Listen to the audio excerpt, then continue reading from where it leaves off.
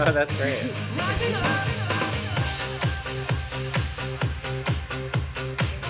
There we go. Now the chat's connected.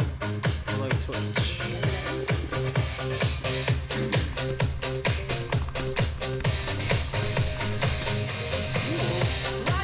Stuff blends.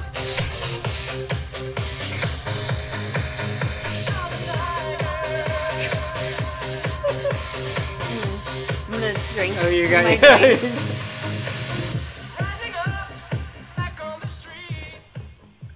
All right. Hello. Hi. Welcome to Question Block, the Secret Lofts live talk show.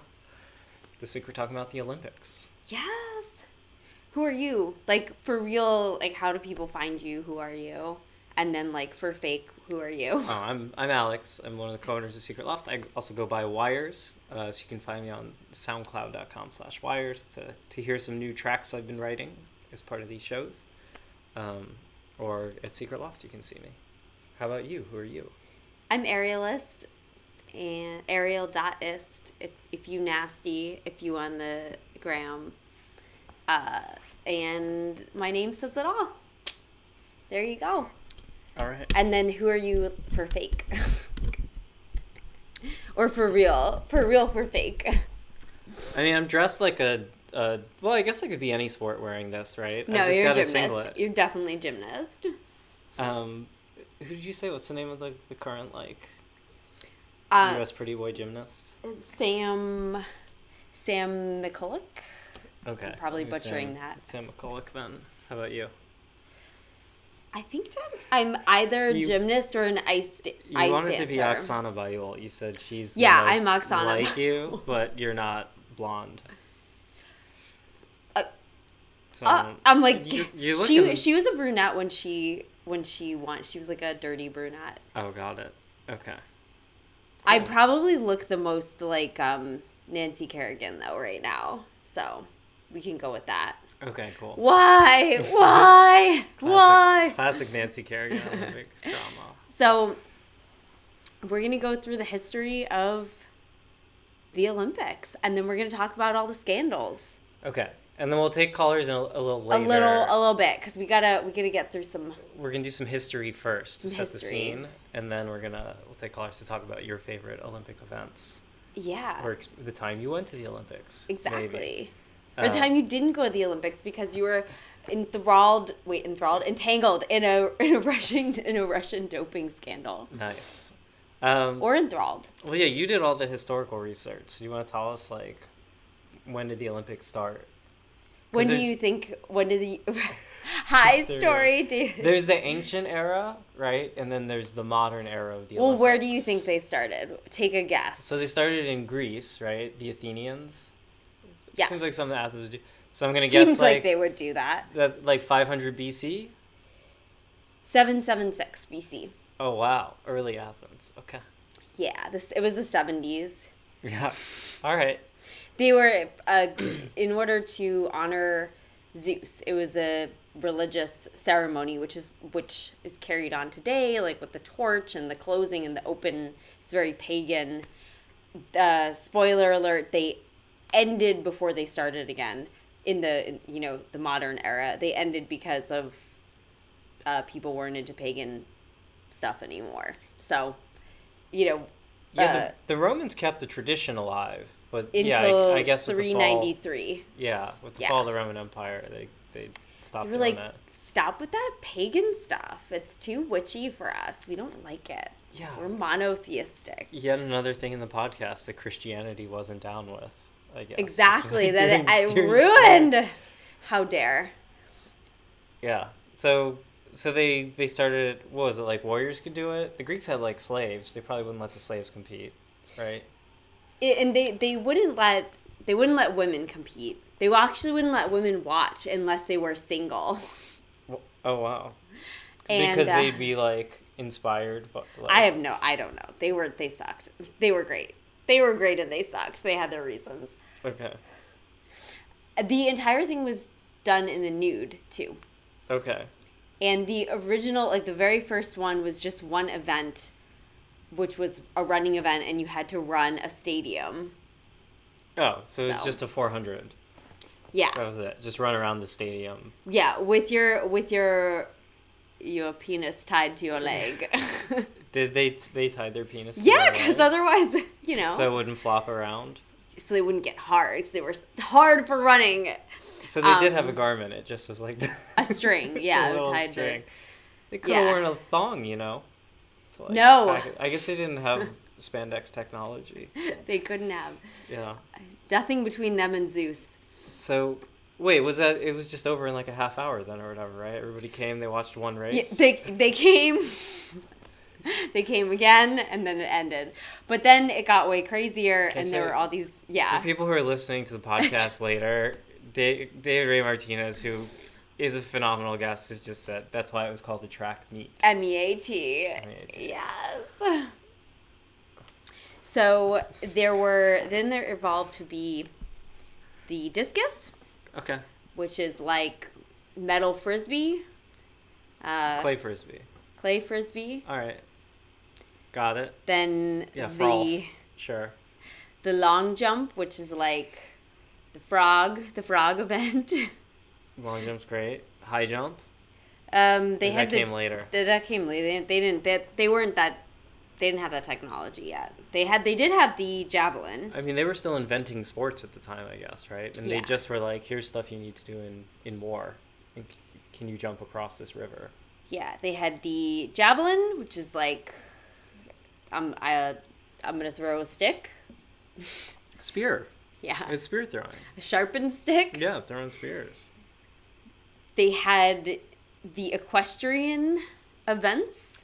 Yeah, the chariots. Which, this was the lazy man sport, the lazy wealthy man sport, because the person driving the chariot did not get any street cred at all. They didn't get to stand on any podium or any honor in the eyes of Zeus. It was the person who owned the chariot.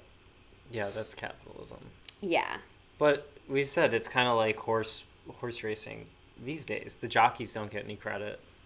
They get like a little bit of credit, but mostly everyone's like, wow, what a great horse. Yeah, but the horse didn't even get credit. It was just like the owner. Oh, I guess. Yeah, it was just like Chase Bank, They raised a real good horse. All right.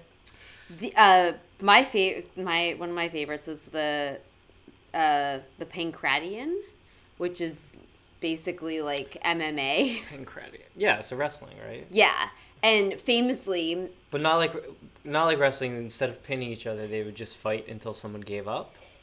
The only rules the athlete couldn't bite or gouge at his eyes and nose. So this puts it in perspective of how dirty it got. There was one that just was not ending. It was like, you guys, we need to finish this. So the judge, they were like, okay, you get one move and you get one move, and whoever's done the most damage wins. Mm-hmm. So one guy legit like takes his hand. I guess he had like long fingernails, and he reached his hand inside, like he punctured the other guy, like reached up and like pulled out all the guy's intestines, and that guy died. Brutal. Yeah, that guy died. But the dead guy won because it wasn't one move. The like reaching up and in and the pulling out, that was like way more than two moves. That was way more than one move. So that guy lost. You can't cheat when you kill someone. Disqualification.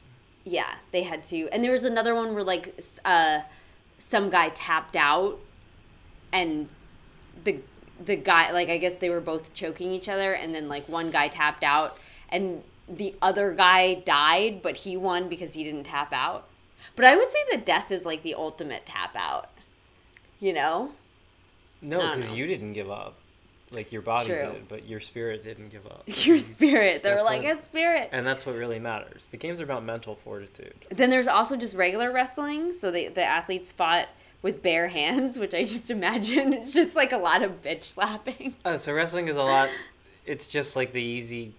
It's like soft pancraton. It's like, stop! Ow! You hit me. That hurt. They slap in sumo wrestling. Well, I mean, there's. Yeah, I wonder if their penises were still tied. I think they were still tied to their leg, but yeah. A lot of slapping going on. Yeah, they didn't have... Everybody must have gone for the nuts, right? Because they didn't have jock straps. Yeah, I mean, yeah, I guess. Right? Not the eyes or the nose. Yeah. Penis, fair game. And then they also had boxing, which... So I guess the Pancratian was like a combination of boxing and wrestling. Okay. Then they had the running events, which they were predetermined number of laps in the stadium. And then there was the, oh my gosh, it's like the hippo. Here, wait, I have the spelling of it. They had the marathon, right? Didn't they invent the marathon, or did that come? That came later. There was the hippolydromus, which Please was. tell me that was riding hippopotamus. No, it was a 400 to 800 meter. That would be great, though. But actually, good guess, because hippos, they kind of have, like, some armor, maybe. They're, like, an armored creature, a little bit. Yeah, I thought it meant river horse, but sure. Okay. I'm thinking of rhinoceroses, sorry. So it was a 400 to 800 meter race run in full military armor. Oh, nice. It was based on a war tactic of soldiers running in full armor to surprise the enemy. Yeah, sneak attack. Someone's like, yo, I saw this shit in the Olympics, though. Come on. Then we can't. This isn't going to surprise them. They were at the Olympics. Yeah, they've seen it already. So basically, track and field and wrestling, most of the Summer Olympics had been invented already. Did the Greeks have swimming? No. They didn't have swimming. One thing, there was one year where Nero, this is fascinating. Well, Nero was a Roman emperor, though, so this is much later, right? Yeah, he was like, yo, we should bring that back, and also, like, I want to be in the Olympics. And so he made... Nero famously cheated the hell out of the Olympics. He made all these events. He said, okay, so there's going to be... basically, if you're an emperor, you're guaranteed. If you're an emperor and your name is starts with N, ends with O, like. So the Nero shouldn't have even been allowed to compete because they still had the Romans had the Olympics, but you had to be Greek to like participate in them, of Greek origin. I guess it was like their cultural thing. Yeah. And so Nero, first off, he appropriated the Olympics by entering because he wasn't Greek. Well, a lot of the Greek people wanted him to be in it because they were like, oh, it'll spark. Yeah, the rest of Rome will get into it. Yeah, okay. And they wanted like the money, which is actually why countries host the Olympics today. So, you know. Mm-hmm. But Nero was like, okay, so we're going to have poetry reading. Yeah. Yeah, he said poetry reading. Poetry slam as an Olympic event would be awesome. Right? That'd be great. He said the fiddling. You know, because he was an expert fiddler. I'm an expert fiddler. And he also, he had all these cheater, ways. Like he would change the rules at the very end. You know, he'd be like, actually, the loser was actually, if you lose, you're actually the winner. They had kind of like the season of Drag Race. I read that they had chariot racing, and you would get 4 horses for your chariot, but he got 10 horses. Yeah. Just for no reason. So then, and then he fell off his chariot and didn't finish, and he was still declared the winner. Mm-hmm. They were like, he's so brave. He's so brave to do it with 10. And it's much harder to do it with 10 horses instead of 4, because you have that's a lot of horses. It's so many horses, yeah. Yeah. So Nero, the original Olympic cheater, I think we can say. Yeah, but the Olympics actually is based on a story of cheating anyway. Like, it's a Greek myth story where there's like a chariot race for someone's hand in marriage, and it's like, you know, there's like a lot of bait and switching, and I think it was based on a fable. Yeah, it's based on a Greek myth. And do you know who's in the Greek myth? You shouldn't have asked that question. I did. Who's the god of the Olympic? It's just tribute to Zeus. It's to Zeus, right? yeah. And there was a female Olympics that was a tribute to Athena. Okay. Which is why I guess it had like sewing and thinking and they had women's sports, crafts and like Pinterest boards and stuff. They're like growing plants and harvesting them, taking I taking guess. selfies. And, like, yeah. And there was a woman who tried. There were a bunch of women who. Oh yeah, because if you were a woman and you did try and enter the men's Olympics, they would just throw you off a cliff. And so the ones who did try and enter, they were really desperate to enter. There was one woman whose son was in it, and she was doing so well, and then she just was trying to watch. She wasn't like trying to be a naked man. Did she have like a fake beard? I guess. Big toga on? Yeah, something like that. Okay. So, and then she got really, I guess her son won, and she got really excited, and she was like, yes, queen! And they were like, wait, you're a woman. Oh. And then I don't know what she did. She's like, but he won. And they were like, okay, we won't kill you. Yeah, fair enough. What would you win? You would win if you weren't Athenian, if you were like I guess like a Spartan or something, like you would win the honor of fighting next to your king in battle. Okay. If you were Athenian, I think you'd get free food, and you'd also get an olive wreath, like a laurel wreath or an olive. You get some sort of thing to put on your door, or your head. Yeah. Well, I guess if you get to fight next to your king, that's probably pretty good, because he's not going to get killed, right? That's probably like or he'll get killed first. No, that's like a safe place if you're going to have to go like fight in ancient battle or whatever. You'll be like in the back on like the horses, like looking at your army or whatever. Okay, yeah, so maybe that's why it was. They liked dying for honor, though, because they believed in an afterlife, so they were cool with that. They'd be like, "Yeah, you get to die." Yeah, you still don't want to get speared. That's not fun. True. Like. Yeah. True. Yeah, and they respected their elders, so it was cool to be old. So, in your 40s or whatever. It's like, what does that have to do with the I'm just saying, to be like an old retired general or whatever was like cool. Oh, it was yeah. Like a cool thing to get to. But they didn't get to compete in the Olympics. Did they have coaches? Yes, they did. They had trainers, and they had to be naked too, so that people were sure that they weren't women. Because they were like, what if a woman disguises as like a trainer? And they were like, no. Never. Was it like a big feast? Oh yeah, so it was gross. It was so gross. Like, you would not have wanted. It was like you would not. There were no bathrooms. There was a river. Okay. That's probably why they didn't have swimming events. Yeah, there was a river. There was also lots of livestock being roasted at the spit, and like, just crazy ass like feastings and whatnot. Fires and like a river full of pee. I mean, it was just, everyone was real sweaty. It was very crowded. Like the Olympic Village wasn't very nice. Just like today. They got it over with. Like, right, they weren't like televising all these sports, so it sounded like it was pretty quick at least. It was, I think, 5 days. I believe okay. It was 5 days, 5 or 10 days. That's not too bad. The Olympics now is like 6 weeks or something. Well, there were times where it was months. Oh. Which we can segue, right?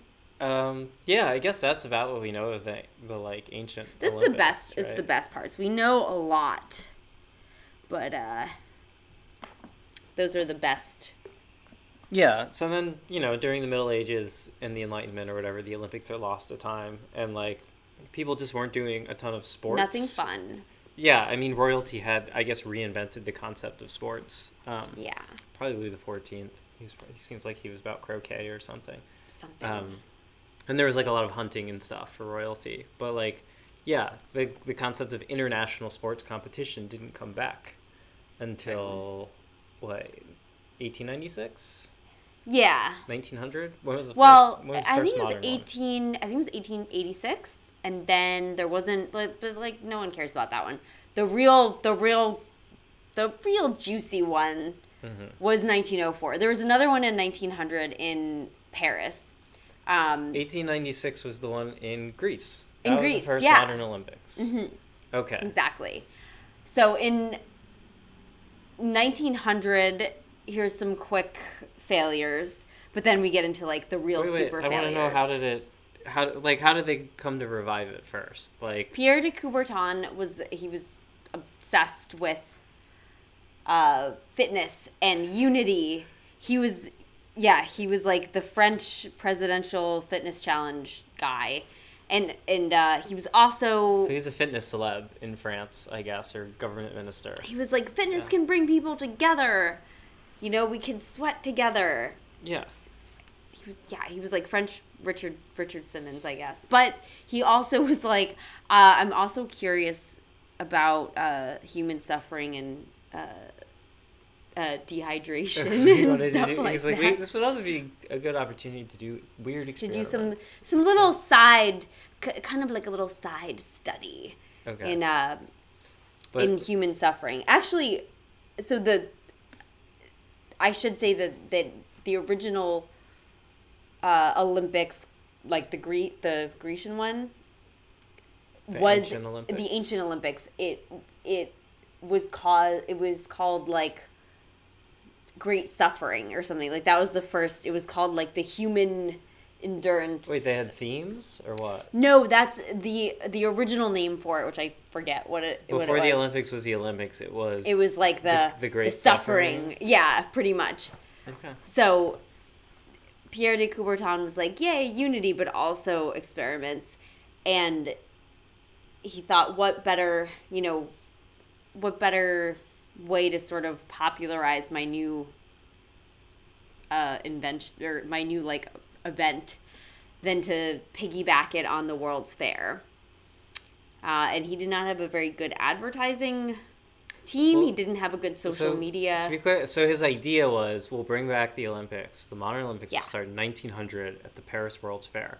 But he convened a committee, and they were like, no, you dumbass. The first Olympics has to be in Athens. Yeah. I don't really want to talk about the 18 one because it doesn't get juicy until the 1900 No, I'm just going to say that the first modern Olympics in Athens, where it should have been, it went fine. It was small, mostly European countries competed. Yes. It was whatever. And everybody liked it and was like, this was great. We should do it again. Yeah. And he was like, perfect. We're doing it in Paris at the World's Fair. Yeah. Which was his original sneaky plan. Mm-hmm. So then, like, main stage, a bunch more countries joined and, like, agreed to compete. So there were, like, it was like a couple dozen. It was like 40 or 50 countries. Mostly, like, because travel was harder back then, usually the home country would have the most athletes. And, like, nobody took it that seriously. So many people from France. So, France, So then France in 1900, and the Greeks loved it. I remember, we read that, like, 1896 was like the largest ever crowd in like the Greek stadium in Athens, like in the Athenian stadium, and like overflowing crowd, and it was like a huge national like pride event, and so the French were like super psyched for it. But in 1900, so here's some failures. Some failures, because that's what we want to know about, the failures. Okay. You had to swim in the Seine, so just the boat, took you out. And then was like, bye, bitch. Hope you can swim back to shore. When it coincided with the World's Fair, which is a great way to get lots of people to Paris. But a lot of the athletes who competed, and even some of the winners, didn't realize that they had been in the Olympics. Yeah. They thought they were just like as part of some World's Fair exhibition, like running a course or something. And then, it was like, of the people competing, there's like 1,000 athletes, like 800 of them were I think like 3/4 of them, like 750 of them were French, and like 80 of them were Americans. So there were only like 150 like non-American French people in the Olympics in 1900. Yeah. So the French definitely kind of stacked the deck for themselves. They definitely did. But the Americans took it because we're Americans. Like, the Americans took it from the beginning very serious. A lot of other European nations were like, whatever. The Americans took it very seriously. So the Americans sent, the top level, like, college athletes, basically, from America to go compete. So America got a bunch of medals, even in the early Olympics. So you're looking up the medal table. Yeah, I was looking... Nice. Well, I was looking... I was just looking up the name of this guy who was the swimmer guy who was like, he won because his father drowned when he was a kid, so he was terrified of drowning, so he learned how to swim. So he was the swimmer for Great Britain, John Arthur Jarvis, and That's kind of crazy. But like I said, they just dropped you off in a boat, and they didn't wait for you. They were like, okay, see ya, hope you can get back to the shore. And he was like, my fears are becoming my reality. So he won. And he said it was just like his fear of dying that he didn't care about winning. He just was like, I didn't want to die. I didn't look back. I just went. So that was I think that was cute. Even now they like change out the Olympic events. Like every couple of years they'll try new ones and like take out other ones. So during that Paris Olympics, they also had some really funny like original events. So one of them was it was called like the dive to depth or whatever for sustained length, and you could do one dive, and then you had to hold perfectly still for up to a minute while you just coasted underwater. This was the big beautiful athlete. I was gonna say the Olympic for it wasn't for how deep you fatties, could go but either. It was just like you just dove and then you were like, yeah. And But there was some of the reviews of this were really funny. They were like, it's very boring to watch, and the larger participants excel in it because they're just like they're like just watching like these globs. I think maybe they stay underwater longer. Yeah, because they don't have to push themselves down. They just kind of. They also had obstacle course swimming, which was great, where there was a swimming course, but you had to like climb onto boats and then swim under other boats as part of like the race. And apparently it was like a really hard fought battle between some American and some Brit. Oh yeah. For that particular race. The British had they fielded a good swimming team in that early Olympics. Good swimming team. Jolly good. Cup of tea in the Seinne. They did have croquet. Of course. It was only in the 1900 Olympics, but yes, they had competitive croquet, which I'm pretty sure was won by the French. There was also, I'm not sure if it was in that one or the 1904 one, there was a coxswain for the rowing team that was like an 11-year-old boy, because this one guy, like, he dropped out or something, and they just like grabbed this kid and they were like, lead the boats, and they still don't know who that kid is. Like, he's still out there somewhere. I think it was the 1900. Yeah, no one knows. He's in the pictures, with the medal ceremony. It seems like something that would happen in St. Louis, but sure, maybe it was in France. I don't know. I feel like it might have been like a little French boy, because I don't know in St. Louis if they knew, if like an 11-year-old kid would. I feel like a French child, they'd be like, you must learn how to row. He's like smoking a cigarette and drinking a glass of wine. He's a striped shirt. Yeah. Yeah, and he's like, okay. He's like, but my mistress, like, come on. Yeah. Yeah. So that was like, there were dumb parts, but like everybody was like, this was pretty cool. Like let's do it again. They did get medals. I think, what was it? The original medals, they didn't have gold, silver, bronze. You just had silver for first place. Second place was copper, and there was no third. Like, you didn't get a medal. I think you did get gold, and that was the only time that it was pure gold. No, even that wasn't in the first one. Okay. 1896, it was just first and second. Oh, 1896. I'm talking about 1900. Oh, maybe by then they had upped it to gold. I think like there were only 2 Olympics where the medal was pure gold. Oh. And then after that, cool. Gold alloy. Yeah. Yeah. Pure gold, not very practical.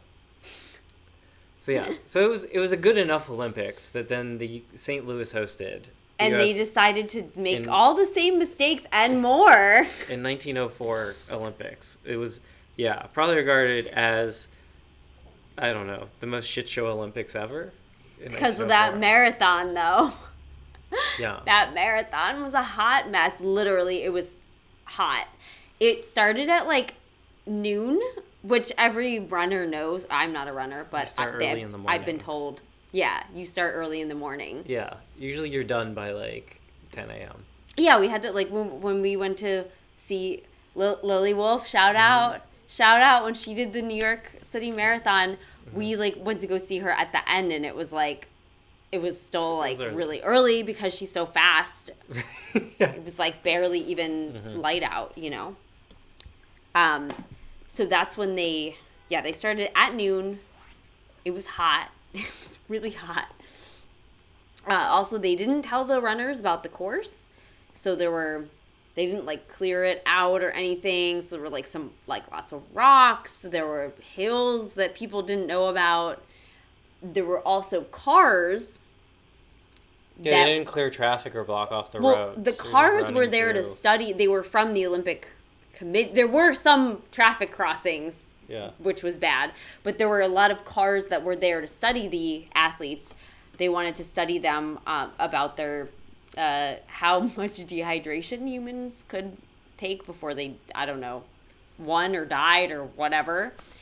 So they were stirring up these huge clouds of dust, and a lot of the runners had to drop out in like the first 5 miles because they were inhaling so much dust that they were just like vomiting dust. So yeah, like a bunch of them got knocked out. There were a couple of they were like, God, we don't have any Greek people. We need Grecian athletes. So they were like, you're Greek, get in here. And the Greek athletes they had never, they weren't runners. They were like, you can do it. They just got some random Greek. Yeah. Okay. That's great. They were like, you're eating spanakopita, let's go. Yeah, who was it? The guy who won first, it turned out, though, he had gotten lost. He got sick, and he called his boy. He was like, yo, dog, you gotta pick me up. He got sick. I don't feel good. So his friend was like, fine, I'll drive you home. So like his friend his friend was like, I'll drive you to the finish line. You can watch the rest of the race. Something like that. And then the car broke down. No, then he felt better. He was like in the car, and he was like, oh, this car is soothing. Oh, I read that the car broke down, and that's why he decided to run. But maybe he just planned to cheat. That's probably what he told everyone. He was like, no, I wasn't. Well, he pled insanity. He was like, That's great. Yeah, because so he got out, he crossed the finish line, and people were like, yay, he finished. And he was like, I guess I did. And then they did the award ceremony, and someone was like, hey, I saw him like in a car.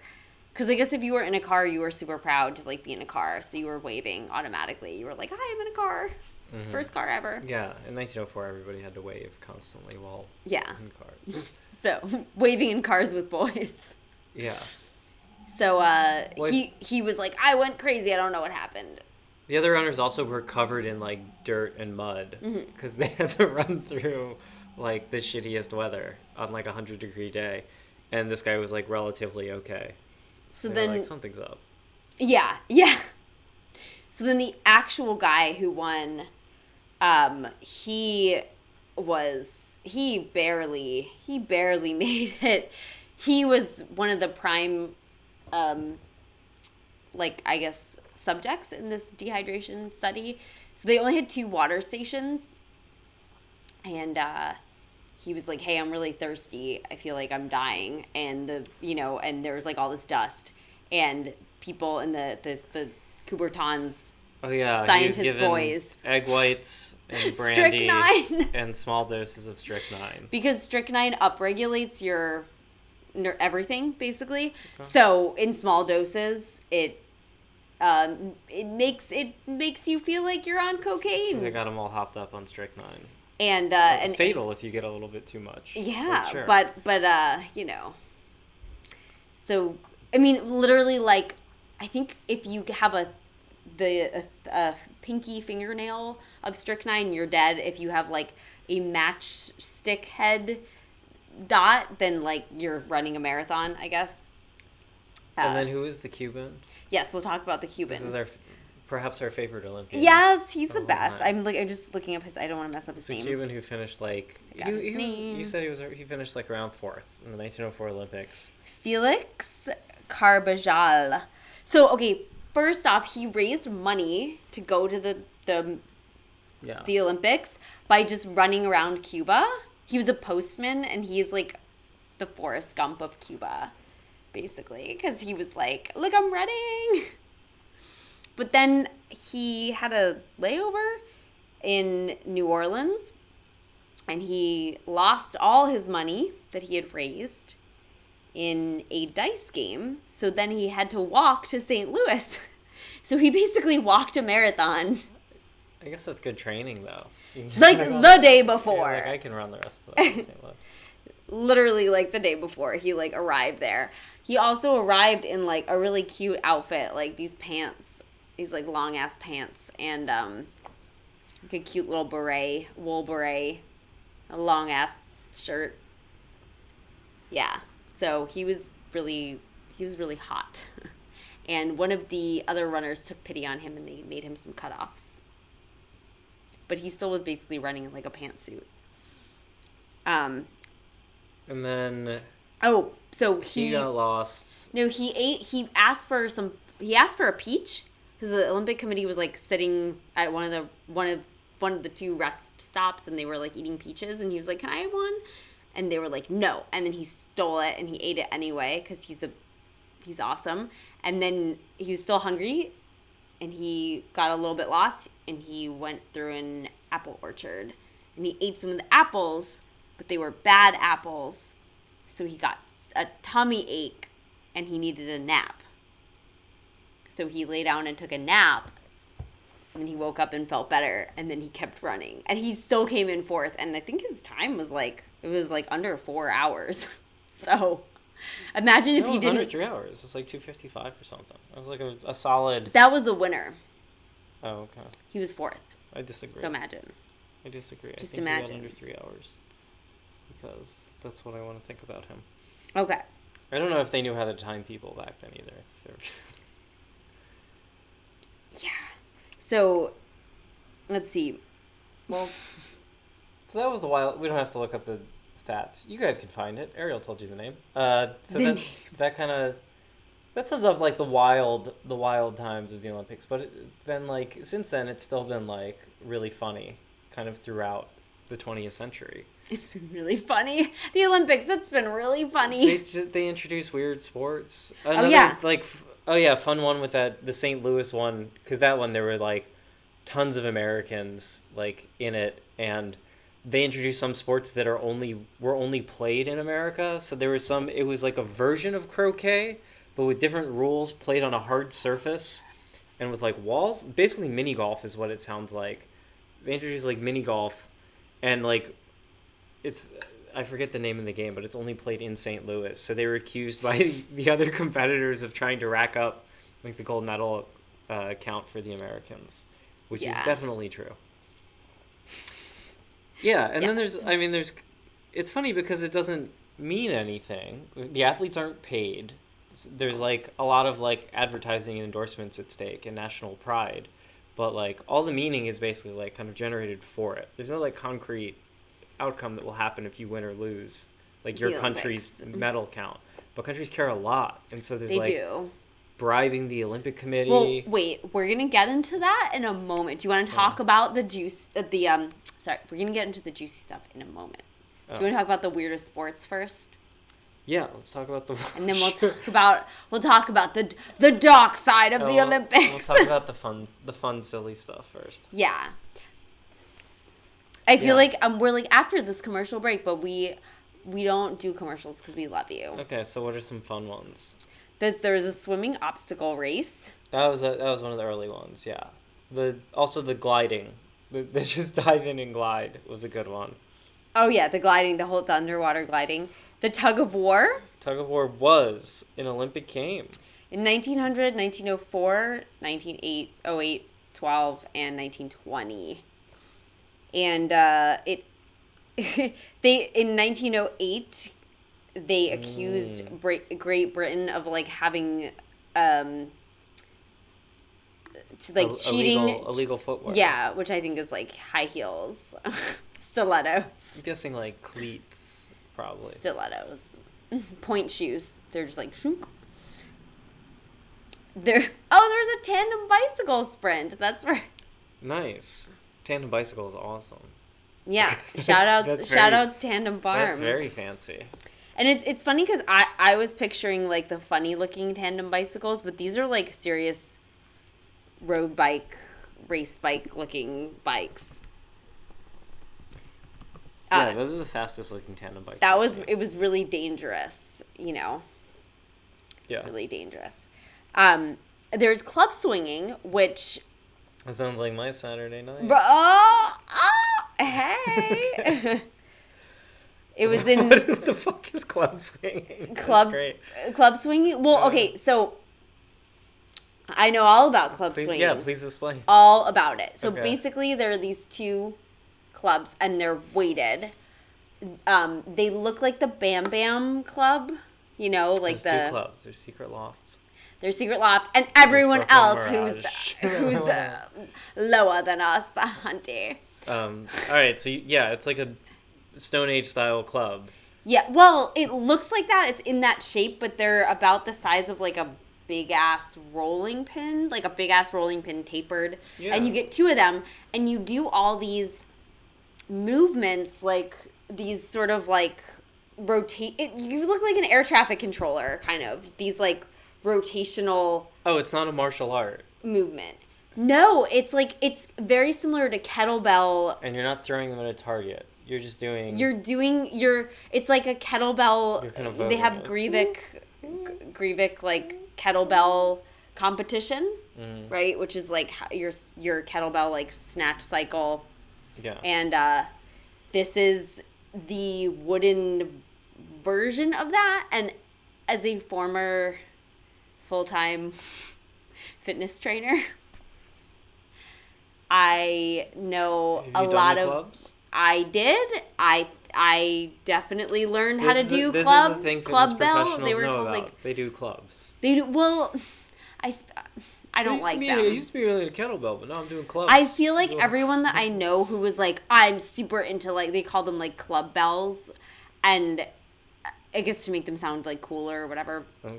Or like Indian club bells. I guess because they came from India. I don't know. Just clubs. They're big ass clubs. All right. But the people that were super into them were like, I'm a movement specialist, and this is like priming, like this is my hack for like rotator cuff. And if you do only club bells and like no other weights. Okay, I'm gonna stop. You're getting carried away. We're talking about Olympic Games here. That's why they didn't continue. Okay. That's next sport, please. Because like everyone who did them in the Olympic committee was like, oh my god. All right. Race walking, which is still a thing. Race walking is great. It's fantastic. Yeah, we love it. It's like in New York when people in the subway and they're gonna miss their train, but they don't want people to know that they're hurrying, but they're clearly hurrying, and so they are race walking. Yeah. So you just got to go heel to toe. And you have to have one foot on the ground always. At all times, yeah. And it really looks like a catwalk, like from voguing. Because they also like move their hands in this like, it's like shantae. And it's like. You swing. You got to get your arms swinging to get momentum. Yeah. But also your hips. So it's, and everyone who does it is hot. They're like in great, I'm like, is there. Yeah, is that the secret? They're in great. They look fantastic. I mean, there's the one picture that I have. This guy's kind of nerdy looking, but right. The art of race walking. Okay. There was solo synchronized swimming. So this I didn't understand because who are you synchronizing? The music. With the music. So it's just swim dance. It's solo synchronized. Solo synchronized swimming is a very complicated way to put it. Yeah, it should just be swim dance. All right. It was judged on how they dance/swim to their selected music. So totally arbitrary judging criteria, and it was only in 1992, and they got rid of it. Yeah, I wonder how they can hear the music under. Do they have like speakers under the water? I think they do. Okay, good. I think the synchronized swimmers they have speakers underwater. Yeah, so you can hear the beat. Yeah. They didn't have water beats by Dre at that time. No. Which. Then there was pistol dueling. They don't fire each other, though. That would be awesome if they did. Can you imagine? Oh, yeah, because they also had... Pigeon shooting. I forgot about that. Yeah, from also the fuck-ups of the 1900 Olympics, is that they had live pigeon shooting, which became this, like... at first you're like, okay, I go like hunting or whatever, but like by the time like the 300th or 400th pigeon got shot, just the like, yeah, can you imagine the like field where they're doing this event? People were like, oh no. They were like, you might be sitting in the splash zone. And they were like, I thought you meant water. Just a field covered with dead pigeons, just hundreds of them. Although New Yorkers are like, we need to bring that back. Yeah, the winner of that game killed 25 pigeons during his like minute. So the pistol dueling, it was in 1906 and then 1912, Stockholm. They shot at like very realistic looking mannequins with targets painted on their chest. Wait, did they have to do like 10 paces or they just got to shoot a pistol? You would shoot it from like different distances. Oh, because you should have to do the 10 paces and turn and fire. And then turn around. Yeah. You'd have to slap them with a glove. And then like... Yeah, so he's slapping the mannequin. Oh, yeah. Sir, I demand satisfaction. I challenge you to a duel. I challenge you to a duel. Now they have paper targets. There's also the rope climb. Is it speed climb? Yeah, it is. Yeah, it was up a 14-meter... Like a 50-foot rope. They were judged on time and style. Yeah, which I would have beasted at that. I am so good at climbing ropes. It is like not even funny. Yeah, they need to bring it back. Probably some like 7-foot tall, weird rope climbing specialist. Me. Who would just crush it. It is I. Okay. I would do it with style. I would wear glitter. That's funny, the style component of your rope climb. Yeah. Yeah, this is what I meant when I was like, I don't understand how nations can get upset about the medal count, because it's like, yeah. Well, because it's more they get upset about not the medal count. I think they get embarrassed, and like having the medal is basically the antithesis of like embarrassment for your nation. Okay. Yes. There's all right. So we got the plunge for distance. Plunge for distance. That was the float. Yeah. Yeah, and then the live pigeon shooting, which we talked about. There was stag shooting, but not with live stags. Okay, but they I was had what? Very fast moving stag targets that would like shoot across, and you'd have to pick them off. Just bachelors, you had to shoot single men. What? Yeah. Well, and then the oldest gold medal winner ever, actually. Oh, he was like 70, right? He was 60. He was from Nordic country. From some Nordic country. He would be. Yeah, it might have been Swiss or Icelandic or something. But he, at 60, entered the Olympic Games in the early 1900s and won stag shooting. And then proceeded to win gold medals over the next 3 Olympics. So it's just some guy who was, I guess, a lifelong stag hunter. Who then was like, all right, they made my thing in Olympic sport. That's great. He was like, yes. He's like, I just do this to live. Yeah. Yeah, that'd be cool if they made web development or music production. Well, yeah, what would your Olympic sport be? Yeah, I mean, you'd want to pick something that's specifically tailored to what you do, though. I ask you, what, if anything could be an Olympic sport, what would it be? Yeah, you'd have to... It'd be like a triathlon, but you have to first produce a song, then you have to do a rings workout, and then you have to make a website. Ooh, foreshadowing! For this weekend. Kind of. That would be it. And I'd probably be pretty good at those. But yeah. I thought throw back to last week, be like, who can order drugs on the deep web the fastest? There you go. Ding, ding, ding. There was this big thing to make pole dancing an Olympic sport, which, y'all, Are you excited? Well, at the time, yes. This was I think in 2010. People were like, make it an Olympic sport. And I was like a fresh pole dancer at that time. It's an international sport too, right? Oh yeah, it's all over the place. But I really don't want it to be an Olympic thing now, because then not so many people would enter. Gymnastics, if you just want to do gymnastics for funsies when you're younger, it's so hard to find. Maybe now not as much, but no, it's still crazy. It's so hard to find, if you're no, I just want to have fun. If you're not good at it, I guess they're you should do something different we don't want to coach you. And if you are good at it, they're like, the pressure's on, bitch. I think even if you're not that good at it, they're just like, all right, we've got training at 6 a.m. 4 days a week. Yeah. Start for your like For, like, a 6-year-old. 5-year-old. You're gonna be on the travel team, so you're gonna have to go out of state like 4 times a month every weekend, and like, yeah, it's like kids who are like pretty good at soccer get on the travel team, and it's like a 12-year-old doing games like out of state. It makes no sense. Yeah, because I think well, soccer's unique because FIFA is its own thing. We'll talk about that in the soccer episode. But but yeah, same thing. Shout out to Pablo. But yeah, Olympics, like, yeah, gymnastics is like, I think whatever, the International Gymnastics Association. Yeah, probably. You know, the one that doctor worked for. Ah! Yeah, they make it very serious. All right, so you thought it would take the fun out of pole dancing.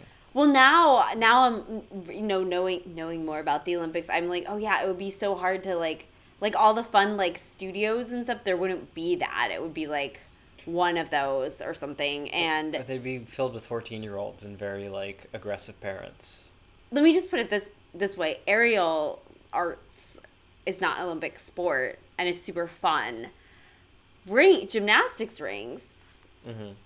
You never see performed. You never see it in an artistic way because it's like been so, I guess, like there's a code of points and everything. But maybe this weekend you'll get to see an artistic rings performance. I'm surprised there aren't more like nightclub adoptions of elements of gymnastics. Balance beams. There's a lot of like contortion and like the rhythmic gymnastics. Yeah, that's true. Because contortion, the dance part. That's a silly Olympic event that's still going seriously. on. I mean, it's those competitors are insane. What they do, it's wild. Yeah, so a lot of silly sports have come and gone, and then there's like snowboarding just got added like a couple Olympics ago. Yeah. And there was like, I remember when it happened, there was all this pushback on it, and this like it was scandalous. They're like, oh my god, the snowboarders are all smoking weed, and they're like, oh yeah. Yeah, that's funny though. Weed is like they say is a performance enhancing drug, and I'm like, no, it's not. Like you should get like additional points if you're high. Like they should have like a high Olympics. You also can lose for pseudoephedrine. Oh, that makes sense though. That's very speedy. Yeah, we didn't talk about dressage riding either. What? That's like for fun sports, right? The one where like horse dancing is I think called dressage, where like the horse has to dressage. Okay, where the horse has to like. The idea is to make it look like the human is not even controlling the horse, and the horse is just doing these fancy steps. Like, yeah, and they prance, and then they like turn left, and they turn right. Horse ventriloquism. Yeah. Yeah. But I remember it was like a recent like bronze medal winner was disqualified because the horse tested positive. They were a horse whisperer. No, the horse tested positive for what was it? It was horse tranquilizers? Ketamine? It wasn't. It was pseudoephedrine. The horse had allergies. Which I guess they put in like ointment for the horse, like painkillers or whatever. But so the horse tested positive. Yeah, that's what for painkiller use. No, pseudoephedrine is like a stimulant. Like that's why it's behind the counter now. Like there's like the crap Sudafed, and then you have to like give them your ID if you want like the good stuff. Oh, I didn't even know. Yeah, it's like an ingredient in meth. Oh, okay. Yeah. So that horse was all hopped up. It was on meth. Yeah. Well then, clear cheaters. They deserved cheater not to win the dressage. How dare? But there is a dark side to the Olympics. Well, because it's any international global event. There's like politics has been enmeshed in it a lot. Ooh. Yeah, it has.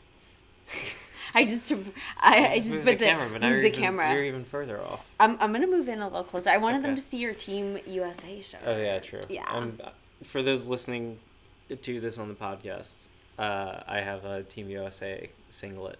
Yep. On.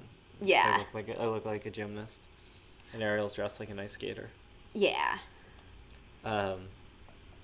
Yeah, so we were saying we're going to talk about, I guess, major political events. But these things, like, you can read the Wikipedia and we'll do a better job summarizing these, like, No, pretty we're gonna do a serious better events. job. Okay. Oh my God, shut up! All right. But don't make them tune out. All right, let's start with the Nazi Well, Olympics in whoa! 1936. No, I just want to give a general, just real quick, like, so having the Olympics in your city, you know, country and city, it's presented as like a great thing because it'll bring tourism and stuff like that, and like promote love for your country, the host country. Yes. But a lot of times the countries aren't prepared.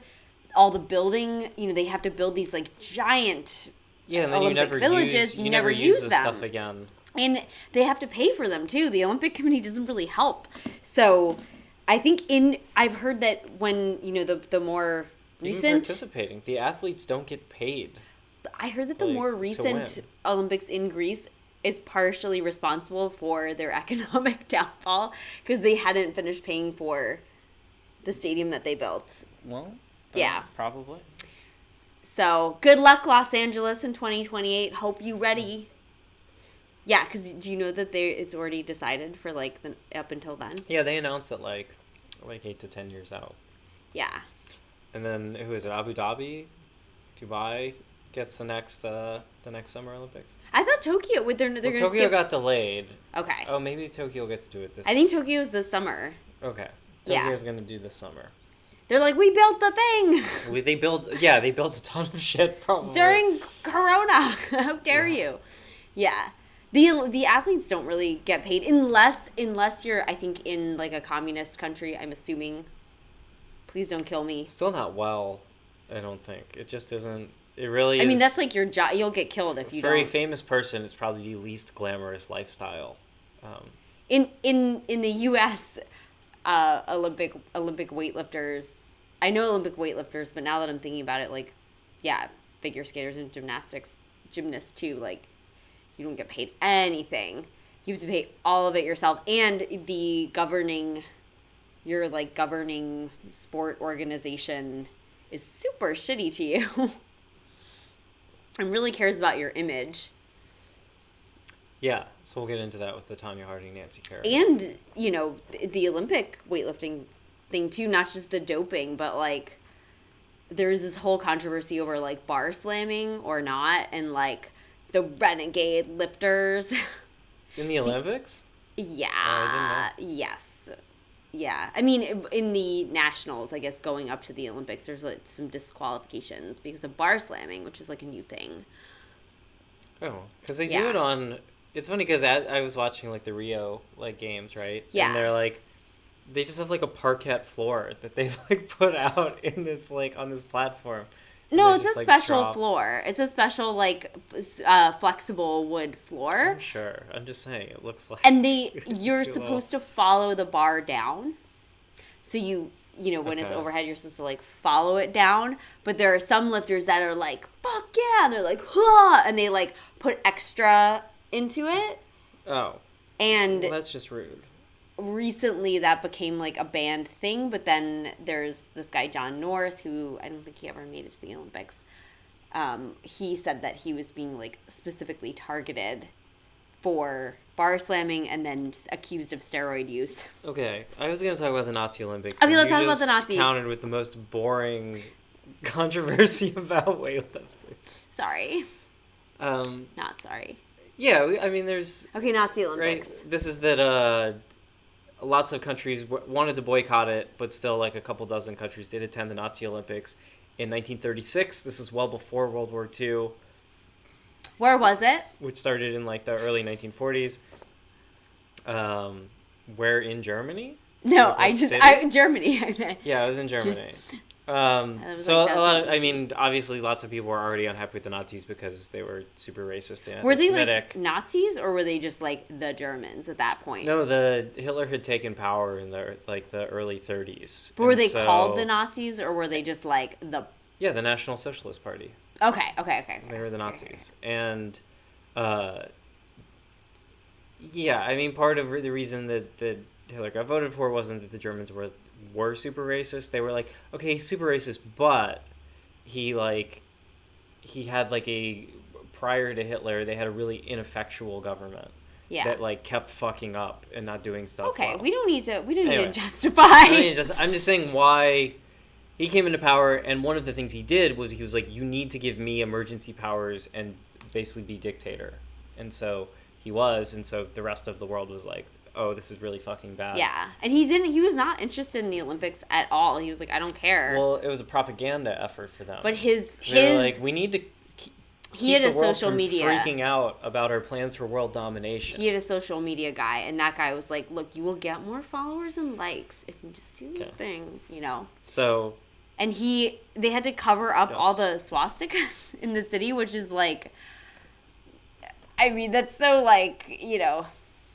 Yeah, but some of the triumphs is that the International Olympic Committee, while they let the Nazis host the Olympics, they did say that you have to allow Jewish athletes to compete because you guys are so fucking racist. And all races too.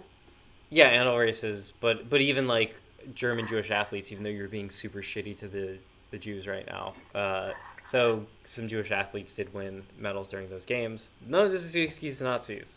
Don't take that away from this summary. Well, let's say a shitty thing. And they very, very famously, Jesse Owens won 4 gold medals during that Olympics and was like, as far as like counter propaganda for like the Aryan superiority thing, he was a great counter argument that like all of that stuff was bullshit. So, a shitty thing too. Let's talk some shit on Hitler. real controversial. They were like, look, you have to shake everyone's hands if they win, and he was like, I'm not going to do that. And they were like, okay, don't shake anyone's hands then. You can't choose. It's all or nothing. He shook no one's hands. He shook no one's hands. And I mean, Jesse Owens, he did win, but it's really, really sad. Like, he was super poor after, and he raced horses. Like, he raced against horses in the U.S. to make money afterwards. And actually in 1968, the Black Power Salute Olympics in Mexico City, that's something they brought Jesse Owens back in to kind of, because people were like freaking out.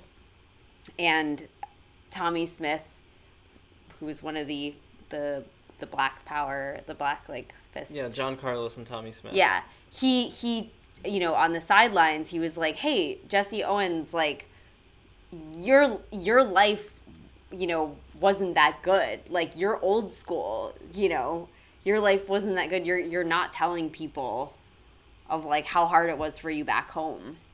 Oh, okay. Yeah, and but we just said it wasn't. Yeah, the host governments aren't that great to any of the athletes who necessarily win the Olympics. So, you kind of forget about them a couple years later because there are new Olympians that you can embrace like 10 years later. Should we talk about the 1968 Olympics? Yeah, I mean, that's that Olympics was, right, it was the 60s, right? Late 60s. And so just a couple months before that Olympics, the Mexican government had massacred and killed a couple hundred student protesters in this plaza. So things were like super heated in Mexico, and there was a big like socialist ferment then too, at the time. And then, the were they first and third place winners were two Black Americans, Tommy Smith and John Carlos, and so they had talked with the Australian who finished second, who was also like very into like civil rights. About like they wanted to do a Black Power salute. Yeah. And so they stood on the podium without their shoes on. Yeah, And then the day of the they forgot to bring 2 sets of gloves. They had just 1 set of gloves. So the Australian actually came up with the idea. He was like, "Oh, you should each wear 1 glove on different hands." It's that they had these meetings to like sort of like track team meetings, and they were trying to get everyone to like do a grand, in like a big protest of some sort, or even a boycott. But people were like, no, we got our opportunity, let's go. So like the 2 men had to they had to figure it out on the road. So they were already like on their way, and they were like, okay, what did you bring? Like, what did you bring? And so one of them had beads to like remind people of lynching. And okay. yeah, I have what they had. The Australian had a bunch of human rights medals or decorations So- on his shirt. They received their medals shoeless, but wearing black socks to represent black poverty. Smith wore a black scarf to represent black pride. Carlos had his tracksuit top unzipped to show solidarity with there's blue-collar workers. The whole outfit was And like... yeah, because they really used whatever they coordinated, brought. And wore a necklace of beads, which he described were for the individuals that were lynched or killed. It was for those thrown off the side of boats in the Middle Passage. All three athletes wore Olympic Project for Human Rights badges after Norman, a critic of Australia's former White Australia policy, expressed empathy with their ideas. Yeah. So, as we were saying, because the governments were pretty bad to athletes to begin with, but they were especially bad to athletes who, like, made the games political. Yeah. So, yeah, sadly, John Carlos and Tommy Smith were treated, like, really poorly. They were immediately, like, expelled from the rest of the games, banished from the sport by the International Olympic Committee, which really, like, yeah, what the fuck? And then when they got back to America, were basically pariahs in the track and field community. So I saw some checking with them like 10, 20 years ago, and one's like a high school track coach or something with this former like gold medal Olympian. Yeah, I mean, they said, I've heard like interviews with them, and they said that a lot of awful, like their children were picked on, one of their wives committed suicide, but they said that they would have personally died 1,000 times over, or like they wouldn't have like undone any of the stuff that they did, because ultimately it brought change. Okay. They just wish that that had happened sooner. Let's move on to more fun. Are there any more fun scandals? Oh my God, there's so many fun scandals. So if you want to get like super lighthearted, we can do Skategate, because that's like I think the goofiest one. Let's hear about Skategate. Yeah, it was We'll jump around, right? Yeah. Yeah, do Skategate. Because that's like the funniest one, I think. It's the dumbest one.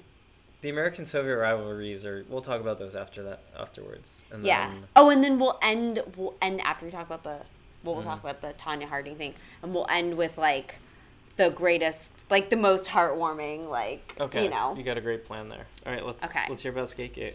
We planned this. We actually planned this years in advance. We scheduled the show just like the Olympic Committee. Yeah. So in 2002, this was at the Winter Olympics, because it's the skating scandal, right? Okay. So there's the Canadians, and they skated like a really cute, there was like a duo couple, and they skated like a really cute routine that was perfect, and then the French skated a routine, and they fucked up a little bit, but they won. Gag. Yeah, and the Canadians were like, oh, how did that happen? And then one of the judges got drunk and in a hotel lobby, and she was like, you guys, I was totally like bribed to to inflate the score. Yeah. And this was all a ploy for like some French guy to gain he wanted to get like a citizenship, so he was like, I'll have the Canadians vote for the French, and the French vote for the Canadians, and like, it was like this super complicated. Yeah, it went through some like Spanish real estate developers. Yeah, it was wild. And then it was that crazy. Damn.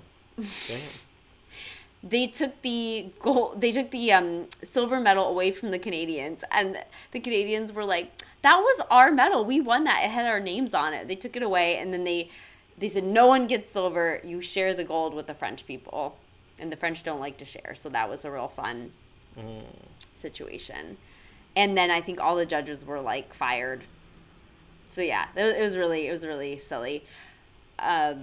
my mom, shout out Anne of Chelsea, sent me a Robin Williams like comedy stand up thing from like a while ago. About Skategate? About Skategate. And it actually is kind of funny because he was like, you know, he's like, oh, the French, they fuck up how like life. We give the medal to them. Which is basically, Nice. yeah, there you go.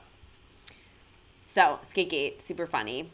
Yeah, so I'll tell you about the Us Soviet rivalry. This is like during the Cold War. So and I guess it goes both ways, at least, although it's kind of unfair to everyone involved. But so in 1972, they introduced basketball in 36 in the Olympics, and the U.S. fucking just dominated. That was when it was in every year. Germany. Yeah, oh yeah. So the U.S. crushed in Germany. You're right. And then from then on, so in 72, the U.S. again, like, cruises to the tournament, but finally, like, the rest of the world is sort of getting good at basketball. And the Russians, this is height of the Cold War, are, like, trying to compete hard in everything. So the Russians make it to the final. Or I guess it's the Soviets make it to the final. And they actually, like, have a really good team, and they actually led during most of the game. And also the rules are a little bit different in international basketball versus, like, NBA, so it helps other teams that maybe have people who can't fucking dunk, like monsters, which the U.S. could. Also, the U.S. wasn't sending professional athletes back then; they were sending like college athletes. Can I just say, I'm just picturing the Space Jam song playing. Yeah. Ever since you started talking about this, as you should. Yeah, so the Dream Team was in '94, and that's when the U.S. started sending professional athletes to play basketball. like Bugs Bunny and. And so just totally dominated the Olympics even more than they had. But prior to that in 72, the U.S. was still the better team. They like caught up and got ahead. And like with 3 seconds left, they were up by a point. And then chaos broke out, and there's all this confusion. And then for really no good reason that anyone can still explain, the Soviets they inbounded the ball and missed the basket. And then the refs brought them back to do it again, and they ended up the ball and missed. And then the refs gave them a third attempt and motioned to the defender to back off from the guy who was inbounding the ball, who then heaved it down the court, and then the Soviets scored and they won. It's regarded in the Soviet Union, they call it the golden pass, and are like, oh, that guy, it was, wow, how skillful that he, like, and everybody else, like, yeah, so the 1972 U.S. men's basketball team still has never accepted their silver medals. And the International Olympic Committee ruled they had to unanimously accept the medals. They unanimously said that they would not.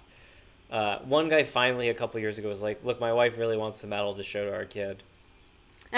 So nice. I guess I'd like to get the medal. And then everyone else was like, nope. And the kid was like, it's only a silver? You suck. Yeah. How? But the U.S., I mean, it's not that the U.S. got their revenge because the U.S. didn't have to cheat to do it, but the U.S. then really upset the Soviets by winning in hockey, which the Soviets were very dominant in hockey. In 1980, it was called the Miracle on Ice, and that was actually a fair win, and it's worthwhile like going back and watching on YouTube. Isn't there like a movie based on that? There's an entire movie based on it. Like the Mighty Ducks or something? Not the same movie, but similar plot, actually. But yeah, the U.S. has this insane come-from-behind victory in the final minute of the finals of the Olympics and wins in 1980. And the Soviets, of course, were like, oh, well, you cheated because of basketball in That's 72. So 80s. Like, literally, that just sums up the whole decade. Like, it does. Right there. It really does. The back and forth between the Soviets and the Americans. So anyway, the rivalry continues to this day. Because Russia is banned from the next Olympics for doping. And the last Olympics too, pretty much, which had a huge effect on Olympic weightlifting, which I see Conrad, we will talk about. Do not worry. Mm-hmm. All right. Well, that's all my knowledge of the Olympics. So you have the floor. What else are you going to tell us about? Well, there's the doping, the Russian doping scandal. Okay. Should we talk about that? Yeah. What they do? They gave their hot swap in the urine. They gave their athletes steroids. So many steroids. But then in Sochi, right? They didn't they just have like a hole in the wall and the guy? Yes. this guy. Here's dirty urine. Yeah, here's Give me I take clean. I drink. No one find. No one test my urine. We okay. We okay. Yeah. So Rodchenkov is the guy. He's the real fake WADA. WADA is the World Anti-Doping Association agency. Okay. Fun fact, the U.S. has their own anti-doping agency. Which actually does care about doping. Yeah, they care so aggressive. much about the U.S. not being on steroids. She said an American weightlifter will post a new personal best on Instagram. Yeah, and the American anti-doping agency shows up at their house the next day. Yeah, they'll be like, knock, knock, here's a cup, want to pee in it? Okay, all right. Yeah, they really care about, and that's why the U.S. sucks in Olympic weightlifting. Like, we are so far below. But you know what, though? I want to see, like, a 12-year-old Asian girl lift, like, 900 pounds over her head. Like I don't care. Like, I'm like, yes, queen. We need to be doing that to our athletes, too. Because you look at ours, and you're like, wow, they're really strong. And then you're like, oh, their, like, personal record is, like, what China is, like, warming up with. Like, it is wild. But, so, yeah. Rodchenko, he was, I guess he was hired by the Russian government to dope several years before this whole thing started, and he almost got caught, and he got so upset he, like, almost committed suicide, and he went to a mental hospital, and then he got out, and then WADA, like, didn't know about this at all, so they were like, hey, want to come to the Olympics and kind of like check out what we're doing? So the World Anti-Doping Association hired the head of the Russian doping program. Yeah, and they didn't know that he had like literally almost been arrested and like almost like was kind of crazy and depressed and like had this whole history. They didn't look into that. They didn't background check him at all. Which I'm like, you're drug testing, but you're not. Not to throw off the story, but how do they decide what's a banned substance versus, like, what's an okay supplement? Oh. Because, like, creatine's okay, right? But then, like... Yeah. Certain things are not. Because, okay, this is the simplest way that I can explain it, because I could go into a whole thing about this. If it doesn't affect you hormonally, like a steroid is, like, something that affects your hormones, and your hormones are like your body's messengers. Like, they tell your body to do stuff, and so your body does it. Steroids could potentially have bad health impacts is like the reason for why you shouldn't be able to do them? Oh no, they give you like a super unfair advantage. Like here's the real short answer. They work 100% of the time. Yeah, I get, but like it'll have like, you know, potential like bad health effects later in your life is why they like don't want everybody doing it. No, I think there's just this like because if one person is doing them, their thing is like all or nothing. Like everyone, they're like, we don't want to give anyone like an unfair advantage, because it's like the difference of someone on steroids and not is like wild for like any sport, like track and field. Like in fact, the whistleblower on this story was a Russian track and field person whose times went up like, or down, I guess, crazy. Okay. So they work. They work really well, and they work really fast, and but they don't. You can't just like come off them and then be like, are they addictive? I mean, psychologically. Okay. Because you're like, I'm so much stronger. You're having huge gains. Okay. Yeah, I mean, okay, so if you're doing... I'm just trying to get to why it inherently... I know it's like cheating because it's like against the rules, but why is it against the rules in the first place? Because it works. That's the thing. Like, you can take supplements. They're like supplemental. Yeah. But like... But training in like, you know, with like an oxygen tent or whatever, and like...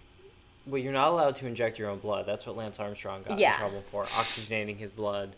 Don't inject your blood. You're on blood. I don't want to get you're high on your own blood. You're on blood. I don't want to get sidetracked from this, but Yeah, from a I'm giving you like three the answers and you're not philosophical accepting. standpoint, yeah, I guess I'm like, well, they should just allow it.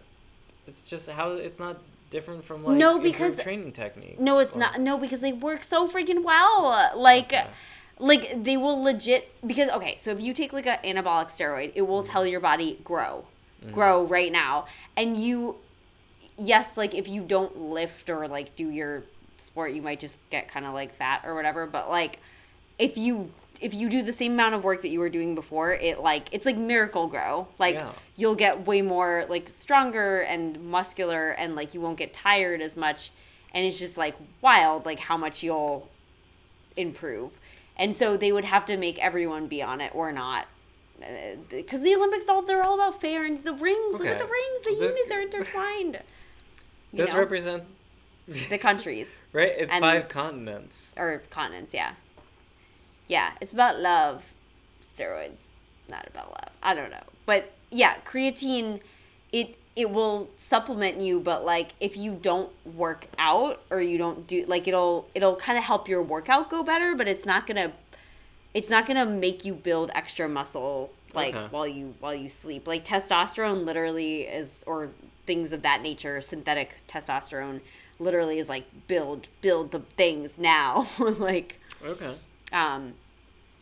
so yeah, they work really well. There's my ad cancel or ad campaign for steroids. So,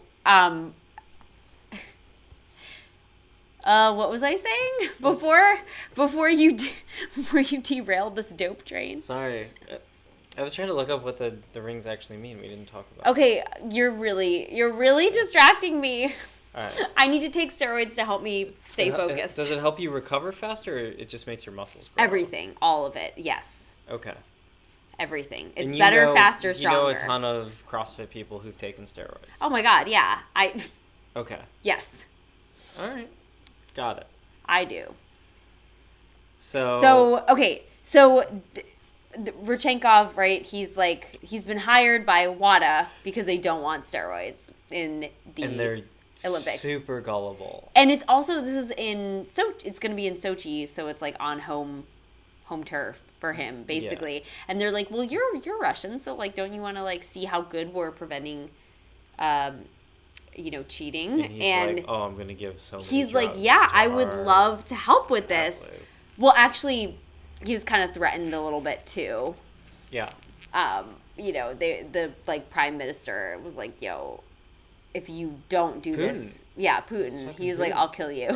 So he was like, "Oh boy, okay." So he went in and he was like, "Oh, actually, WADA like talks a big game, but they're not really like." He's like, "I could easily like hack this system." So he figured out how to make these cocktails that you wouldn't detect them.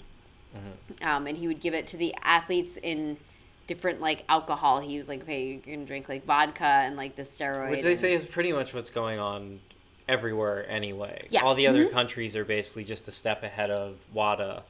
And so like even if WADA like develops a good test to detect a certain like hormone or like steroid, they'll just develop like some new version of it. They can't be detected. And there's always carrying someone's pee with you, which a lot of countries just do. Oh, and then there's just use the classic steroids that are easily detected in a urine test, but swap the pee. Yeah. Always carry extra pee, which I think that's what China does. They're definitely doing something. Yeah. Because their athletes are like freaking amazing. Like they're so good. Maybe it is their hard training. I don't know. But their hard training is so hard that like Americans couldn't. Like you watch Liu Xiaojin, who's like their boy, Olympic weightlifter, 77 class, and he's like a beast. Like his training is like insane. The Chinese weightlifting team is known for like their accessory exercises. So they train their main lifts, and then they're like, here's like millions of accessory exercises that we do that would just like destroy someone. Like you just would be sore and like just in pain and like injured all the time. Well, if you do that for a couple of years, I guess maybe you get really strong. Yeah. Watch their training videos with watch like Hook Grip has really good videos of their training. It's really cool. When did steroids become an issue? I don't know. Forever. This isn't the steroid. You're gonna distract me. I'm trying to tell sorry. about Rodchenkov. Oh my god. All right, We'll do a let's wrap it steroid up. episode. He swapped the pee. Then So he went in. He this is what he would do. He would get tipped off by because the Russian government people, they were working. They were the ushers or whatever. Okay. So hey, it's Alex. It's other Yeah, Alex. hello, What's Alex. up? We're talking about the Olympics and You couldn't steroids. tell. We're talking about the Olympics. Yeah. So. Yeah. Okay. So. Yeah. So.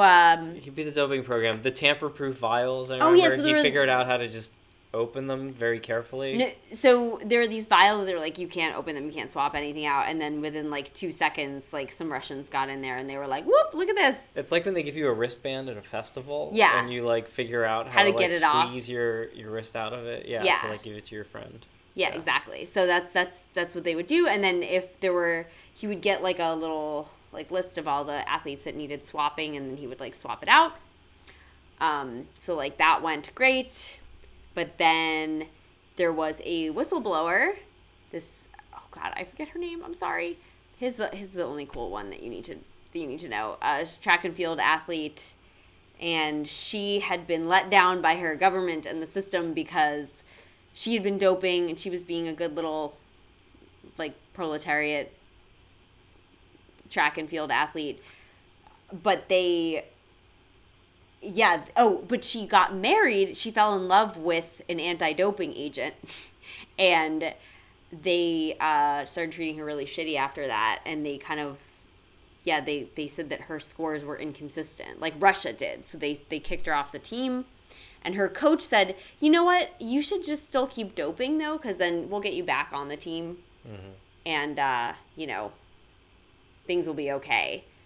But then she got caught. She was, one of the only athletes who got caught. Because, WADA would go around and test people who weren't in the Olympics as well, just to, make sure. and her, inside agent didn't protect her. Right. So she was like, "Ooh, I'm gonna go on Oprah." Oh, so Russia basically tricked her into getting caught, so that they could then Yes. just kick her and be like, Exactly. "Oh, she's bad one. Everyone can ignore her." Yep. And so she and went to on kind Oprah of instead, and then she told went on Oprah. I don't know if she did, but she wrote a tell-all thing, and then shit hit the fan, and Rodchenkov had to come to America. He did have a boy in Los Angeles, and he was like, "You gotta help me, dude," because Rodchenkov escaped to the U.S. Yeah, because his boy in Los Angeles was like, "I want to write a documentary on steroids. Also, I want to do some." And Rodchenkov needed a distraction, so he was like, "Sure, I'll make you some cocktails." And his LA bro saved him. I like how when I read about the doping cocktails, I always assume they meant a drug cocktail of mixing different drugs. But Literally a cocktail. Literally a cocktail. It was vodka with that made it work better, I guess. He's this is a daiquiri with some horse steroids. Sure. Yeah. Okay. He also published a paper too on this other steroid on how to detect it, to throw everyone off his trail, because he didn't use that steroid in his cocktail. Oh, okay. Yeah. He's a smart dude. Sounds like a pretty good chemist. He's still here. We can go hang out with him if we find out, He probably has a different name by now. Yeah. Witness protection program. Rodchenkov. Oh. Yeah. Yeah, the red ring is both Americas. Oh, the Olympic rings. I was like, what? Yeah. I thought you were talking about a steroid. The red ring. Green is Australia, black is Africa, yellow is Asian, and Blue is the ocean. blue is Europe. Oh. No, and Antarctica does not have an Olympic team. And in the Rio Olympics, they actually had a refugee team. So Wait, Antarctica did? No. Oh. The IOC put together a refugee team Oh, for the 2016 Olympics for people who don't have a country. I was like, who's a refugee in Antarctica? That's No, they one guy, I mean, they probably have a great bobsled team. Yeah. Cool. Oh, yeah, cool. The Jamaican bobsled team. Yeah, I mean, if you've seen the movie Cool Runnings, it's actually a pretty accurate depiction of the Jamaican bobsled team. Yeah. Yeah, they decided they wanted to field a bobsled team, and you can.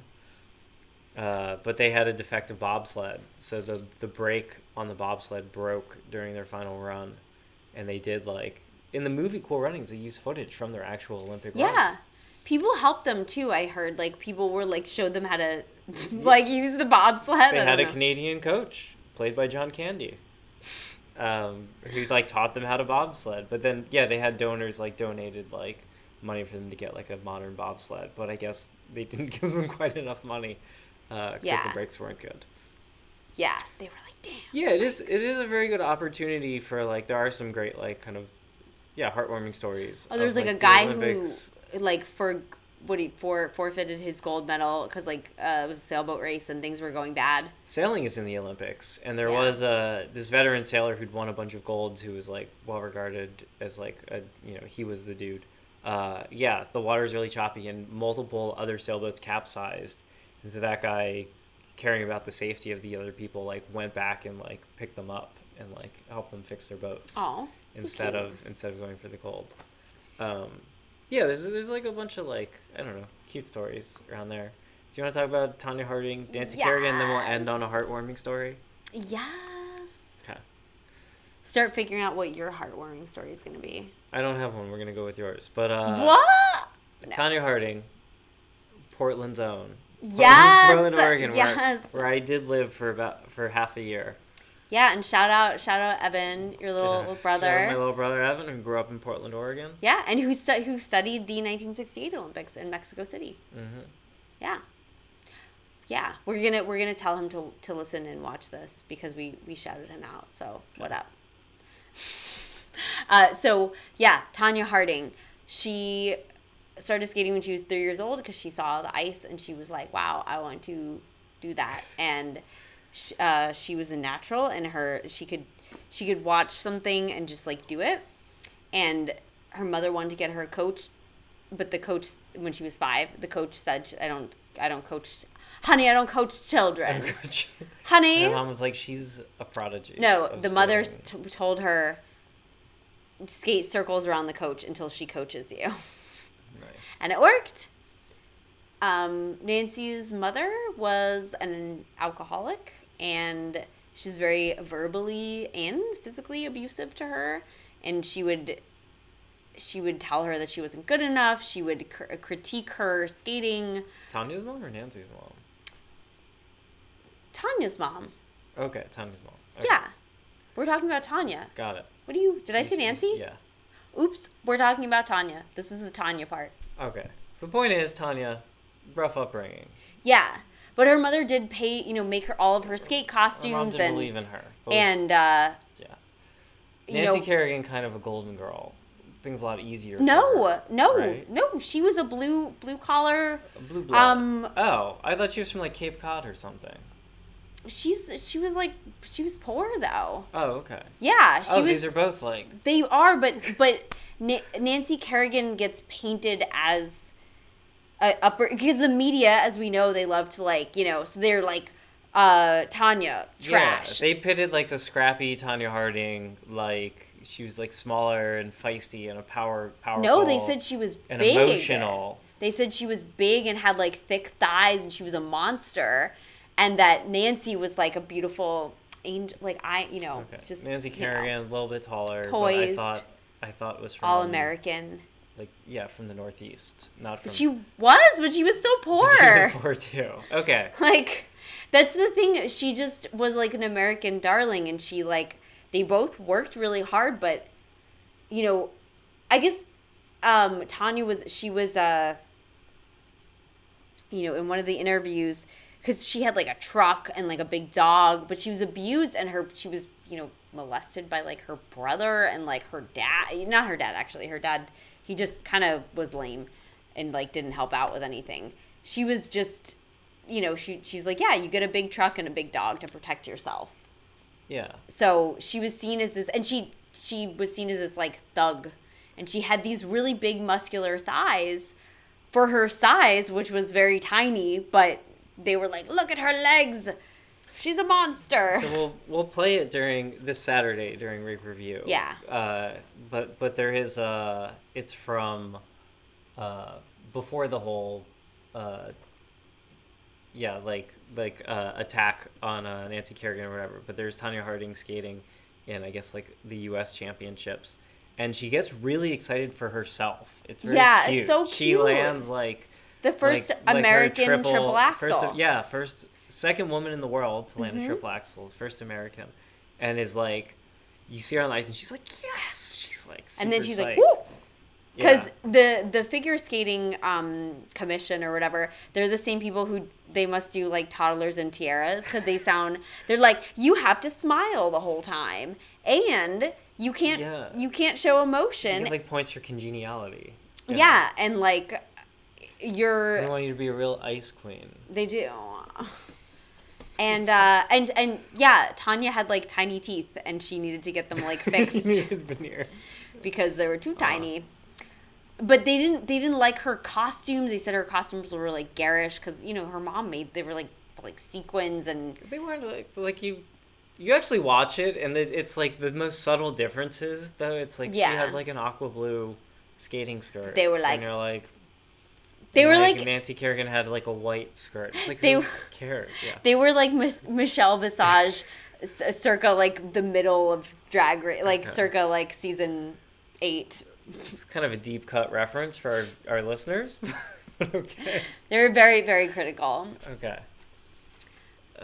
But they liked Nancy Kerrigan because they said that she was beautiful and graceful and like, they were really gunning for her. She had all these. Tanya Harding. She had "Wild Thing" by Tone Loc.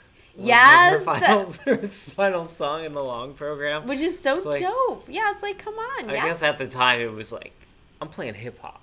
Yeah. I'm like hip-hop ice skater. It's like... And she did, like, the Jaws, she's like, it's 1991? 4? Yeah. I forget 4 was the... Okay. Yeah. It's like, it's 1991. You playing some hip-hop. Yeah. And this bitch. Wild thing. Yeah. Let's get crunk in this rink. Yeah. Let's get skrink in this rink. It was that and, like, the Phantom of the Opera theme. And some, like, Stephen Sondheim, like, movie soundtrack some, like, stuff. Jaws. Yeah. She's like, I'm a raptor. Anyway, well, so that's kind of setting it up, and then so she had this. Do you want to talk about the whole kneecapping? Yeah, because it wasn't her. She didn't plan it. Or did she? Her shitty ex-husband. If we were a true crime pod, we'd be like, or did she? It was her ex. So Jeff. If you think you've got a shitty ex, imagine one who assaults your Jeff your Gillooly. Rival. Yeah. Gillooly. Yeah, right. Gillooly. So. The figure skating hey Pixel / drag jester, what up? We're talking about Tanya Harding. Yeah. Okay, so Gillooly. So he's like, I know what's gonna win back my girlfriend. Well, no, the figure skating thing was like they were like, you best get married if you want to like succeed, because it doesn't look good that you not married. So she got back with U.S. figure skating was like, you should get back with your ex-husband. Yeah, they're like, you're not going to go to the Olympics if you not protect your kneecaps. We didn't watch I, Tanya because we wanted an unjaundiced eye for this. But afterwards tonight it's on. We have it downloaded. Okay. Yeah. So Gillooly, while telling people that he's going to do this, I guess. No, it was Steve? Sean. It was Sean. Oh, so Sean was this, like, wannabe thug. He was like, I know a guy, but he didn't know any guys at all. He didn't. And they were like, Jeff was like, do this for me. Are the Olympics happening? And I'm not aware. Right now they are. And this Saturday, the Olympics are happening. Sometimes we just pick a theme because there's certain documentaries and things we want to learn about. Yeah, so. But this Saturday we're doing our own Olympics. We're doing our mini Olympics. And then I think probably we said the Olympics will be on this summer. This summer, maybe. If we pray. Rescheduled Olympics. Please, Zeus. Yeah, you just vaccinate the Olympic Village. Oh yeah, we didn't get to this factoid. Just to put it in there. They go through thousands of condoms in the Olympic Village. Yes. I read a New York Times story about it. They're just super sexy times. Yeah. Ooh, yeah, okay. Yeah, I'm like picturing. It's like summer camp, I think, but for like other athletes around the world. Which are like that are normally like in the public eye, they're kind of shoved into a box, and they're like in the Olympic Village, they're like, let's go out of that box. I guess so. Yeah. Yes. I heard. Yeah, so right, so Sean, bodyguard. Yeah, Bodyguard Sean Bodyguard is like... He's just the worst, but he thinks that if he does this attack, then if he takes Nancy Kerrigan out, then there'll be a demand for, like, his services, and then he'll become a famous bodyguard. I said, yeah, that's very mafia thinking, though. Yeah. Yeah.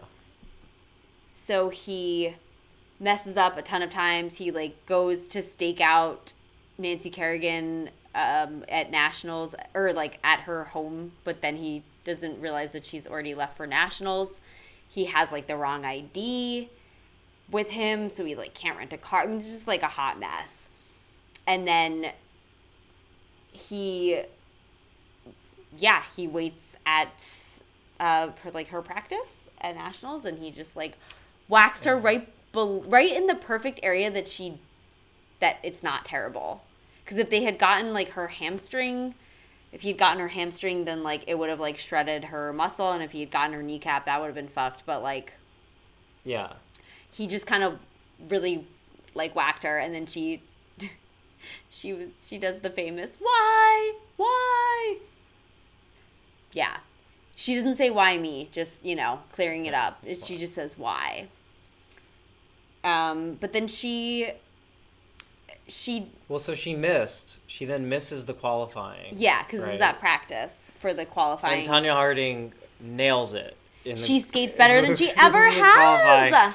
And you can watch that video. I think it's on Valentine's Day, February 14th. Oh, wow. And they cut to Michelle Kwan actually, like, politely clapping for her from the sideline. Who's, like, after 14, she skates, like, too. Michelle Kwan is, like, a little baby. Young, but, yeah. But yeah, so then they quickly figure out, like, people are like, and they confess. Well, she doesn't confess because she doesn't. Well, she didn't know. She didn't. Tanya Harding wasn't. Yeah, but the guys who did the attack confessed. But well, because Tanya Harding and Nancy get to go to the Olympics, basically. They were the guys who did it. They were telling everyone because they were so proud of it, and they, like, recorded all the conversations. Like, Sean recorded conversations with, like. And then in the Olympics, Nancy Kerrigan, now everybody feels so bad for her, and she skates really well. Wait, how does she get into the Olympics, right? Because she didn't qualify. It's true. She didn't qualify because she missed the qualifying competition, and so they basically were like, Michelle Kwan, you have to wait for next Olympics. Well, there's, like, an arbitrary rule. They were like, you have so many ahead of you, but this is our last chance. Mm-hmm. And she was like, I'm making a recovery. I feel great, you guys. Yeah. Yeah, she did press conferences, and she's like, I'm better. And then, because the Olympics are all for PR anyway, sure, why not? Yeah. So, yeah, Nancy Kerrigan then skated really well in the Olympics, and so she did. It was great, and she was leading. She wore a Vera Wang, she wore a Vera Wang dress. Famously also one of Michelle Obama's designers. And the same that you're wearing tonight. Yes, exactly.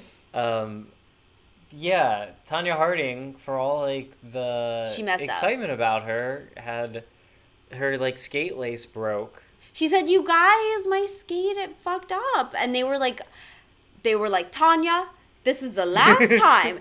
Something is always malfunctioning with your wardrobe. You need to get your shit together. Also, you sketchy right now. They let her, you get a reskate if your skate lace breaks. It happens, but, like, she was kind of thrown off her rhythm and, like, just turned in, like, a kind of mediocre performance. She came in 8th. So she came in 8th. And then she never skated again. But then she was played by, like...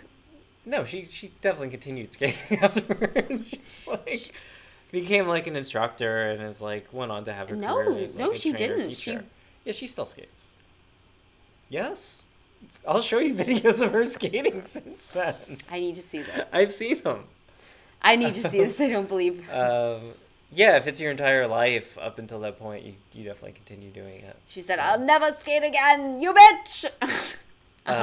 But then, all right, so, but to go back to the 94 Lillehammer Olympics, though, so, like, everybody thinks Nancy Kerrigan's going to win because she's in the lead, but then out of nowhere, Oksana Bayul, my girl, I love this girl. She's great. Out. She's the white swan. The black swan. No, she's Black swan. No, she's Odile. Yeah, black. Odile's a white swan. Odette's the black swan, right? Nope. She is the black swan who is Odile, and she's wearing black. Okay. No. Yes. Oh, maybe I saw a different recording.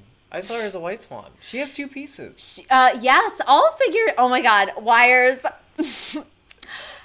There's a short program. There's a long program. All right, whatever. There's also a There's also a compulsory. There's like a compulsory where you have to actually like skate figures, which is what figure skating is named out, where you have to trace basically letters with your skates. And so I love you. Yeah, you have to, you're like, and they're like, is that in uppercase or in lowercase? So you have to do that. So Oksana's first program was the Black Swan Odile, and she does do a dying swan at the end, but it's fucking awesome. And then she was the last to skate on both programs. Her last one is like a medley of show tunes, and she's wearing this amazing like pink and white like fluffy outfit, and it's like so cute. And it's also to like these really campy like show tunes. She does like My Favorite Things and stuff like that.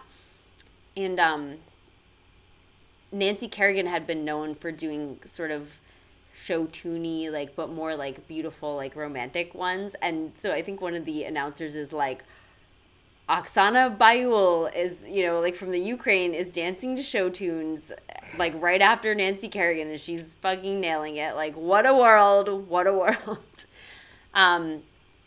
So yeah, Oksana wins, and the medal ceremony is delayed because they weren't expecting her to win at all, and they can't find the Ukrainian national anthem. But also apparently they tell Nancy it's because Oksana's getting her makeup touched up, and there's a clip of Nancy saying she's just gonna cry again out here. What's the point? So you can tell somebody's a little bit pissed. Yeah. So that was the Lilyhammer dance. So wait, was I right about the black swan? Yes. So I know my swans. I know my dialect. Odile is the black swan, and she's the black swan. The video I watched was a different... Oh, yeah, Conrad wants to hear about weightlifting. Well, we talked about the doping scandal, which was with weightlifters, but there's some really amazing, like, weightlifting moments. So let's talk about... 77 class? Let's talk about the greatest weightlifter of all time. You can tell, Pocket Hercules. Who was 4'11". Hold on, let me get my notes. Can I talk about the 77 class while you're getting your notes? Last year. No. Or not last year, last Olympics. His name is Naim Süleymanoglu, and he's Turkish, but he grew up in, was it Romania? No, Bulgaria. Yeah, he was born in Bulgaria. His family in a pocket. We're Turkish immigrants. What? He grew up in a pocket. Because he's Pocket Hercules? Yeah, like a kangaroo. Cute. Woo! Yeah, look up videos. Just like go on YouTube and look up Pocket Hercules, because he just looks like cute a dwarf. You can't say that huge. Anymore in front of the Olympic flag. Yes. Okay, he looks like a little person lifting. He's just ripped. Yeah, like a barrel. So he is the pound for pound greatest weightlifter ever. But he was Turkish. He was on the Bulgarian team, and then while in Australia, he defected from Bulgaria because the Bulgarians were doing some like sort of ethnic rewriting of history, and they forced all the Turks to not be Muslim and to change their names. Yikes! I think this was it 76? He was real busy in the 70s. He was busy. He was a busy boy. It was like 88 or whatever. So like 88 through the 90s. Yeah, this guy was the strongest man in the world, but he was 4'10", which is great. And it was recently discovered that he has a Japanese daughter. He sadly died at like Didn't in they his exhume 50s. his body to do a They did. He died in like 2017. They exhumed his body in 2018 to settle the paternity to do a 23andMe brought by this his Japanese fling, I suppose, and her daughter. To get child support from his estate. But he right after he defected, he then like joined the Turkish national team, and the Turks had to pay a bunch of money to Bulgaria for him to be allowed to compete, I guess, because for whatever reason, I guess he still like had his Bulgarian citizenship. Tell us about what he lifted. And then so he went up against actually his former rival. Like the main competition was the other rival from the Bulgarian team. Fanny pack Hercules. So he lifted the equivalent of, what was it, over the like 3 Olympic lifting, there's 3 lifts, right? No. There's 2? Mm-hmm. What are the 2 lifts? There's the snatch, Yep. and then there's the clean and jerk, but that's one. Okay. You don't get like any points if you just clean it. Okay. You lose. You bitch. Can you demonstrate a snatch real quick? That's for another day. No. So a snatch is from the floor to overhead in one movement. It's the weightlifter emoji. Basically, that is in the catching position of a snatch. The arms are like wide.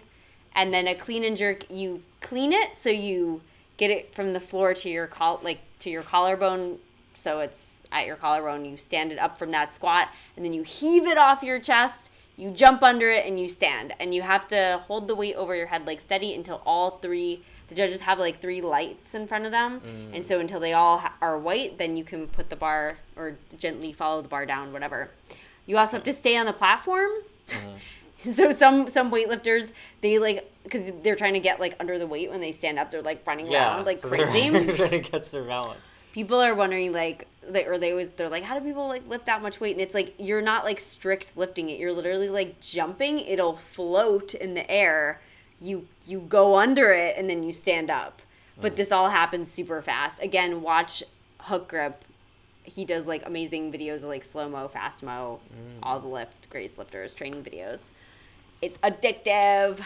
So clean and jerk, because there's 2 moves, can you do more weight than the snatch? Yes, definitely.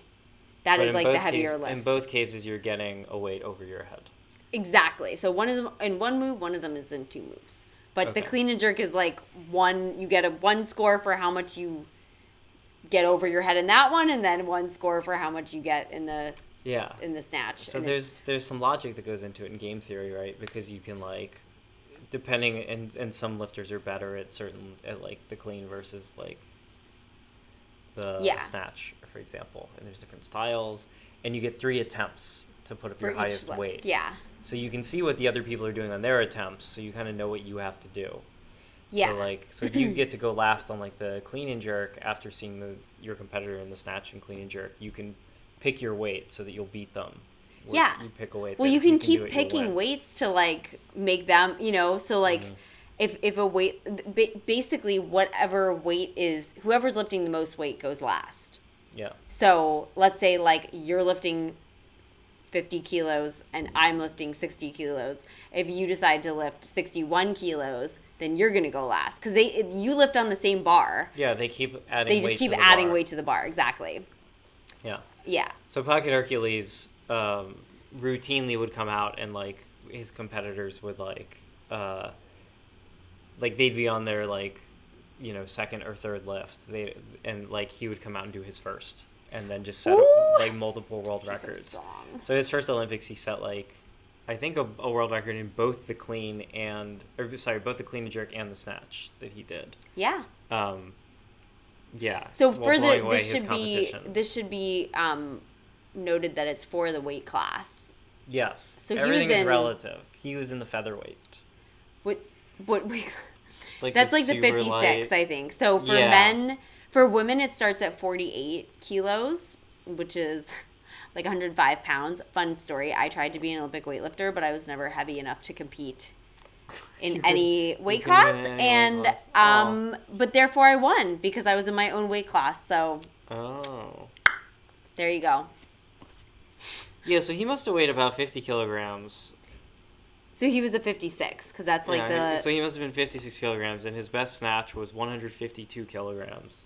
So almost 3 times his weight. Yeah, that's wild. And then his best clean and jerk was 190 kilograms, which is like almost 4 times his weight. That's cray. Which is insane. Yeah, this dude is little. Normally weightlifters are like super short because, they're like, Yeah, you don't need all they're that like, extra leg muscle. It just makes you yeah, lift the bar they're like, higher. I'm 130 pounds and like 4'11". Yeah, exactly. And then the bar is like, whoop, this is like right over. Also, long torso, short legs, that really helps you as a weightlifter. Mm-hmm. Yeah. So the 77 can a couple of like. Yeah, that's moments. 77 is like your middle-weight. 70. Like, no, it was like a couple like greatest moments. yeah, what are the greatest moments? So my favorite like if you want to watch if you want to get why weightlifting is exciting. Yeah. Watch the 77 class from, I think it was from Rio, right? Because all the Russians were out because they were like DQ'd because of that roid use hunty. They were all doping. They were too dope to cope. So they were out. So normally the heavyweights are like where the Russians are, where they like, it's super fun to watch them. Yeah. None of them were there. So like the heavyweight champion, the area was like pretty boring. Oh, okay. So the 77 is usually like just dominated by Liu Xiaojin, who's Chinese, and Liu Xiaojin is currently like the best 77. Yeah, which is great. I mean, he's amazing, but it's like, okay, all right, okay, you can snatch. He keeps winning. Okay, whatever, honey, we get it. You do accessories, we don't care. But his snatch is great. But you said his clean and jerk is like if sometimes he misses his clean and jerk. There's two types of jerks. Okay. There's the split jerk and the squat jerk. The squat jerk, don't do it unless it's like extremely natural and unless you are hella flexible. Because there's a lot of weightlifters I know that are like, I'm going to try squat jerking. And it's like super dumb. Don't do it. If you've been split jerking, don't switch to a squat jerk. But he like decided to do that. I don't know, like at some point in his, I don't know. So he does it. So the idea of the squat jerk is it's like, the weight's not traveling. Balancing on the head of a pin. It's like super difficult to nail it. But if you do, theoretically, if you're good at it, if you're great at it, then you should do it. But if you're good at it, don't do it. Mm-hmm. Because you don't have to, the weight doesn't have to move as far. So there's like less room for fuck ups, but you need like insane shoulder mobility. So don't do it. Just don't do it. So he's very like inconsistent with that one. I see where he's coming from with it though. But there's like the example of playing heavier guitar strings. Okay, no, don't do it. I'm very adamant about this. I've seen many a great. Okay. So anyway, tell us what happened in Rio. So in Rio, so he kind of like does okay, right? And then there's one dude, he's doing like pretty good, but his fucking like elbows both dislocate, and it's like. It's so crazy, though, because he, like, sees it. He, like, sees it before he feels it, I guess. Like, he kind of, like, is in the, I think he's in the, he's in the snatch. And so he looks up and he, like, sees his elbows and they're legit bent, like, the wrong way. And he looks back and forth and he's like, ah! Like, and then the judges are like, oh, my goodness. Oh, no, that's not good. It's not good at all. They're not supposed to bend that way at all. So he's out. And then there's this, like, Kazakh dude who just comes up, like, out of nowhere, basically, and he has to... Well, here's the thing. Liu Xiaojin, like, is in the lead. Yeah. They do the clean, and he's up, like, 12 kilograms over, which, right, is, like, 25 pounds? Like, over the Kazakh guy. Over the Kazakh guy. And there's, like, multiple people between them. The Kazakh guy's, like, down in, like, 5th place. So the elbow dude's out, and then, like, some other dudes, like, mess up or whatever. And so then it's... The Kazakh guy is like, oh, damn, if I lift, like... If I can lift 12 kilograms more... More than Liu Xiaojin, I'll set a world record, I'll get gold, I'll set a personal record, like, all this stuff. And it's setting the world record by, like 12 pounds too. It's like a substantial step up. It's like wild, from, but that's like how he record. will go from like 4th to like win. That's what he has to do to win. And also you plan your lifts on like how much you're warming up in the back, so you don't want to make like huge ass jumps because it's like shocking to you because you normally lift a little bit in between to get you up to your like next presentation weight, right? So. Yeah, this is like very bold move, and he fucking nails it. And like the best part is he dances, and then like the Kazakh people like go ape shit. They're like, yes, and they wrap him in like a Kazakh flag. It's like so awesome. And he does a Kazakh folk and dance he's like, all over the stage. Kazakhstan. Yeah, it's so good. I love it. It's great. There's also Matthias Steiner, who like he was super heavyweight, and he had such a terrible, like, he was like diabetic and like this like terrible, like sad. He watched his wife like get hit by a bus and like die, and he was just like, you know, just never really the golden boy. And then when he like won gold finally, and he's crying, like, when I tell you, like a little girl, like, I'm not shitting you, like he's like, I didn't want to drop the weight, like, yet he like held it over his head like more longer than he had to because, like savor the moment. Yeah, and he's legit crying like it's, yeah. And he's like, all the tears for my wife, for my country, for my this. Oh. Yeah, that's like super touching. Pyros Dimas, Greek weightlifter. He actually didn't win gold. Like, he was gonna win gold, but he was like super injured. But he like didn't make that lift. But he took off his shoes and he bowed or something, and that's like signals that you're retired. When he didn't make it, but he still was like, I planned this, like, this is my exit from the sport. And well, he still won gold. No, he didn't. He didn't. Oh, okay. He didn't. He just didn't make his last. He won bronze. Okay. He didn't make the last lift. He couldn't stand right. up the jerk because he was unbalanced, so he couldn't stand it up.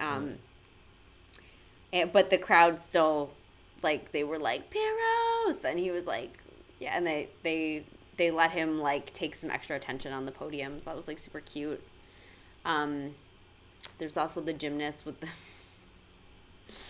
they made her do the vault twice with her fucking broken Carrie Strug. Yeah.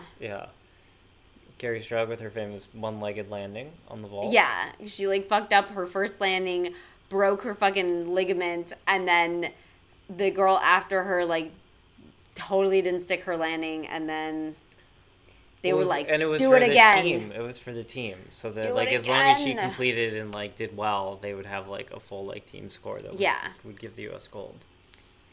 Yeah, so she did, and then she collapses right after, and they like, the judges though, they're like, gag. They're like, oh my god, ow. I will say a really cute thing about the Olympics that they still do is there's like family access. There's always like family there. The dads. It's like weirdly amateur in a certain way, because like, yeah, there's like in the 80s this the two moms that Olympian pick her up. like the sprinter tore his hamstring. Like his dad walked with him to the finish line.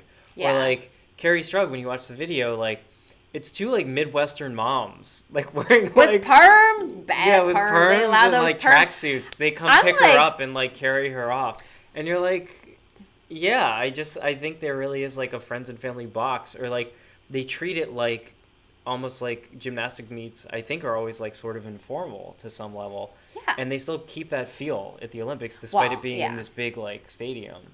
Yeah, and there's like thousands of other events going on. Like that's the thing. You hear a lot of athletes when they get gold or they get a score or something, they hear cheering and they don't think it's them. They think it's some other event, because there's like the shittier Olympics. Like there's like Olympic A, then there's like B happening. Like, did you know that there's like college Olympics in the Olympic? Not like college, but like not college, but yeah. I mean, of like. There's all sorts of qualifying meets going on. Yeah, there's tons of stuff. Before, like, the gold medal runs. And then while the gold medal runs might be happening for one event while they're doing qualifying for another event. So, and there's just, like, tons of stuff. And it happens, like, it's all crazy. It's like the way a movie gets shot, like, just, like, blah, blah, crazy. So, they probably can't even monitor the moms. They're, like, I don't know. Yeah. But I'm like, if you're going to have all these rules about, like, leotards, you got to have rules for, like, perms. Because those perms were, like, out of control. Those moms, those perms. It was acceptable in the 80s. Girl. It was acceptable at the time. So, yeah, that was our Olympic episode on the Olympics. Well, I'm pretty psyched to go watch some live Tanya? Olympics. I want to see some athletics now. Oh, you mean like us? Where can I see some aerial performances that perhaps approximate the Olympics? Or hear a soundtrack that approximates the feel of the Olympics. So we're setting a world record because there's never before been a show like this. I swear we checked. We're doing an Olympic aerial circus brave this weekend. Twitch.tv/secretloft/secretloft. Yeah? Yep. Yeah. Twitch.tv/secretloft. Or on Instagram for like, you know. If you want to just check in. If you want to check in, you want to pop in. Yeah. Want to be anonymous, you can check in. If you're on Team Secret Loft though, you go to Twitch, honey, and you If you chat. want to be a gold medal winner. Twitch it up. Go You to bronze, you don't want to be on the podium. You go on Instagram. Oh, we didn't say. You know why they bite the medal? Why? I mean, that comes from like checking if a gold coin is real, but it's not what you think. It's not that the gold coin is hard when you bite it. It says soft. Pure gold is soft, or It's chocolate. they started making gold coins out of alloyed gold because pure gold coins are too soft. You can like crush them with your hand. But the way you fake a gold coin is you need a heavy metal like lead, and then you coat it in gold. So if you bite, you will sink into the coin. From lead poisoning. So if you bite it and it's hard, then it's a good gold alloy. Gold is also very cold. It absorbs heat very well, so it'll be cold. And gold is rough against the enamel of your teeth. Also, you look like a G. And gold is very non-reactive, so gold has no flavor or taste. You look like a freaking baller. So if you bite your metal and it tastes like nickel, that's a bad metal. Yeah. You look like a G when you bite it. I'm just gonna lick. I have a very long tongue. I'm just gonna when I win my gold medal, I'm gonna lick it with my tongue like Utica. Nice. Yeah. So this weekend, Saturday, 9 to 11, Twitch, and Dr. Wires also setting a world record for his first performance ever I suppose, on the rings. I suppose anything is a world record if it's also a personal record, isn't it? Yeah, a PR or a PB if you're British, your personal best. But since you're the only you in the world, it's also a world record. Yes. Isn't Oh my it? gosh. Oh, so yeah. All right. Oh yeah, and they don't give out like cups like this, but I thought it was cute. Yeah. I'm going to play us out.